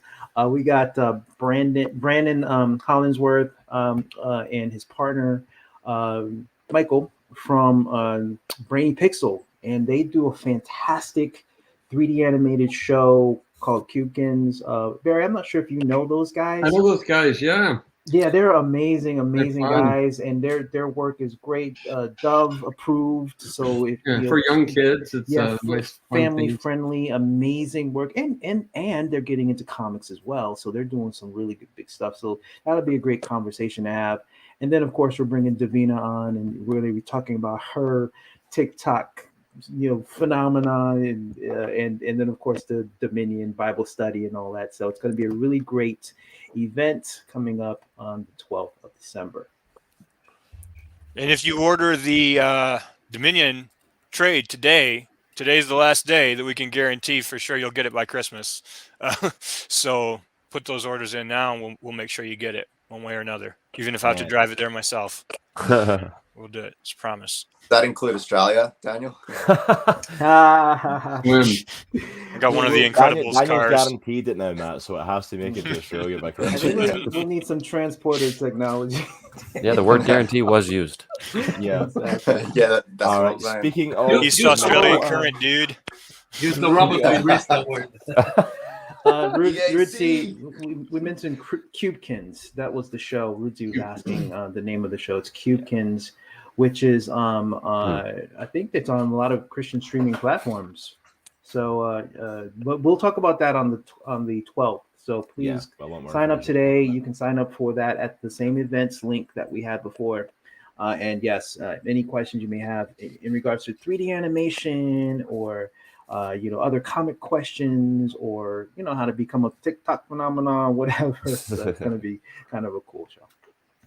All right. Speaking of the Dominion, we do have one more Dominion giveaway, and we are also giving away a CD set of the audio drama End of Darkness. Daniel, do you want to tell us a little bit about End of Darkness? Sure. Yeah, End of Darkness is Bible Actors Productions is my theater troupe, and we've worked for years together in lots of different productions, and this was our big one. So we had 50 voice actors, original score, immersive sound effects, similar to what Barry Cook and I are working on in his sense of the audio drama. You listen to it, you kind of get the movie in your mind, and so yeah, it's the full story of the life of Christ.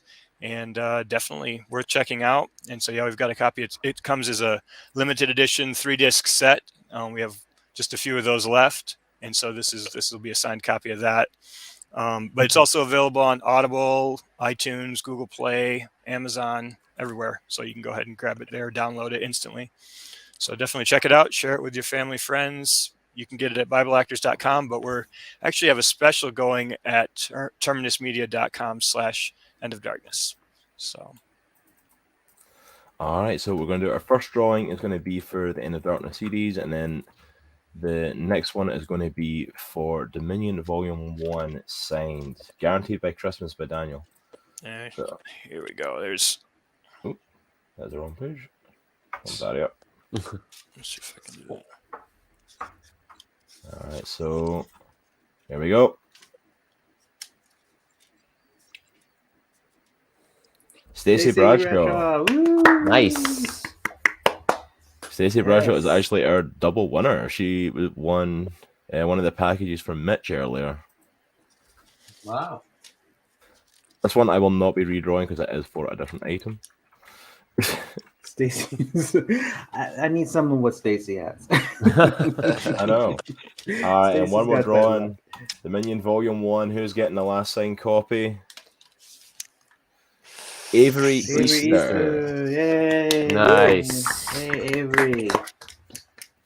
So I think we have everyone's email addresses signed up for the giveaway. So I'm guessing we should be reaching out to you fairly soon about getting those sent out to you and details for that. So thank you for everyone that took part in the giveaways. Thank you for all the amazing creators that gave for the giveaways.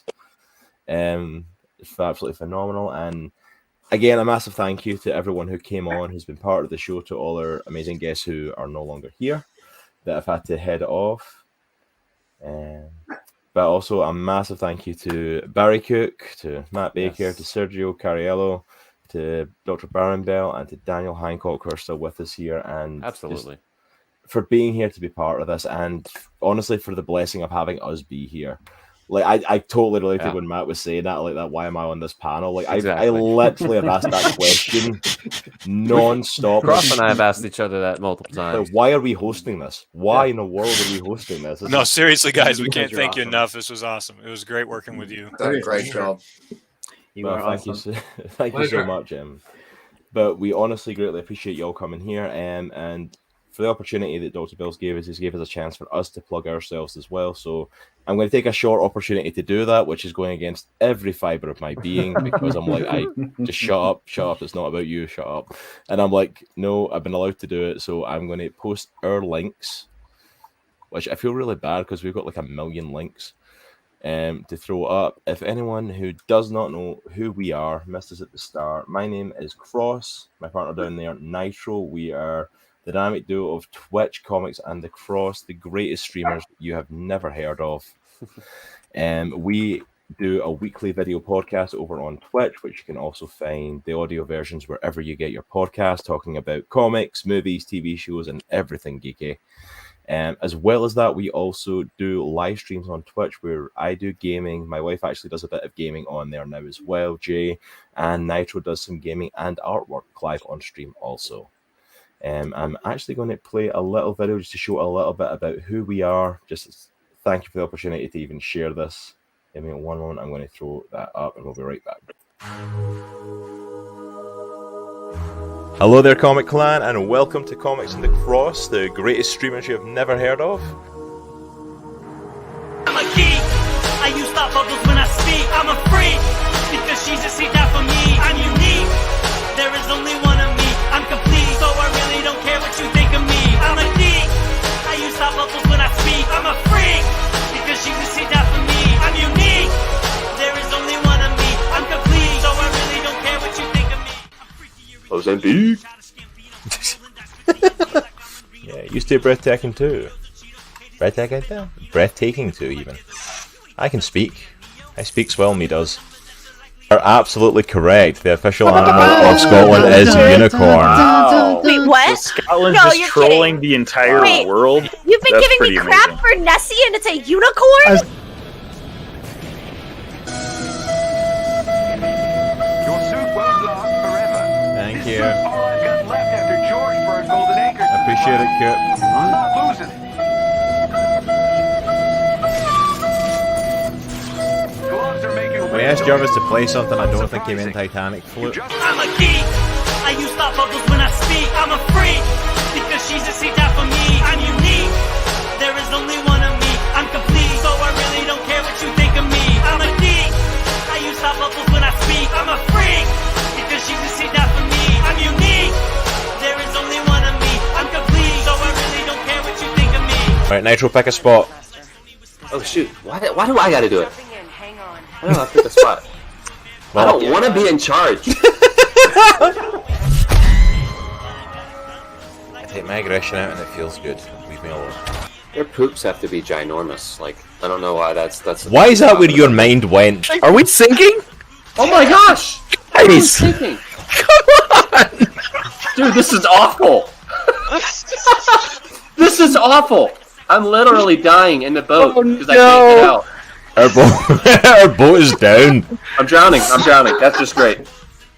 That character has built us, has some important role in our life. It's just, I don't know, I always remember Spider-Man, a great power require a big responsibility. Mm-hmm. So all that stuff is just going to build a generation. So I hope you come here. I hope you feel loved. I hope you feel part of this family. This is the Comic Clan. If you want to be part of it, we are here with open arms for you.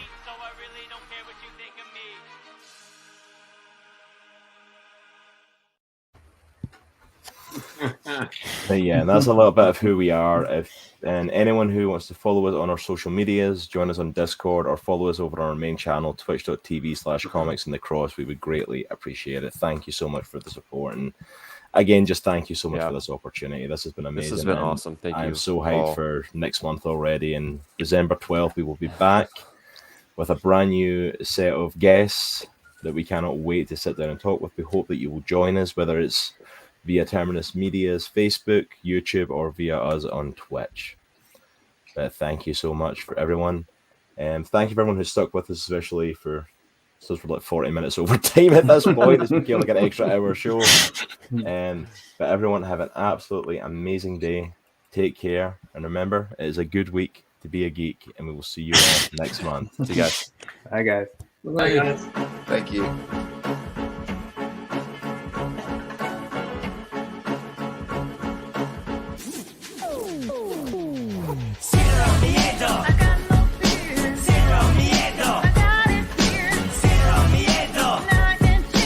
Zero fear.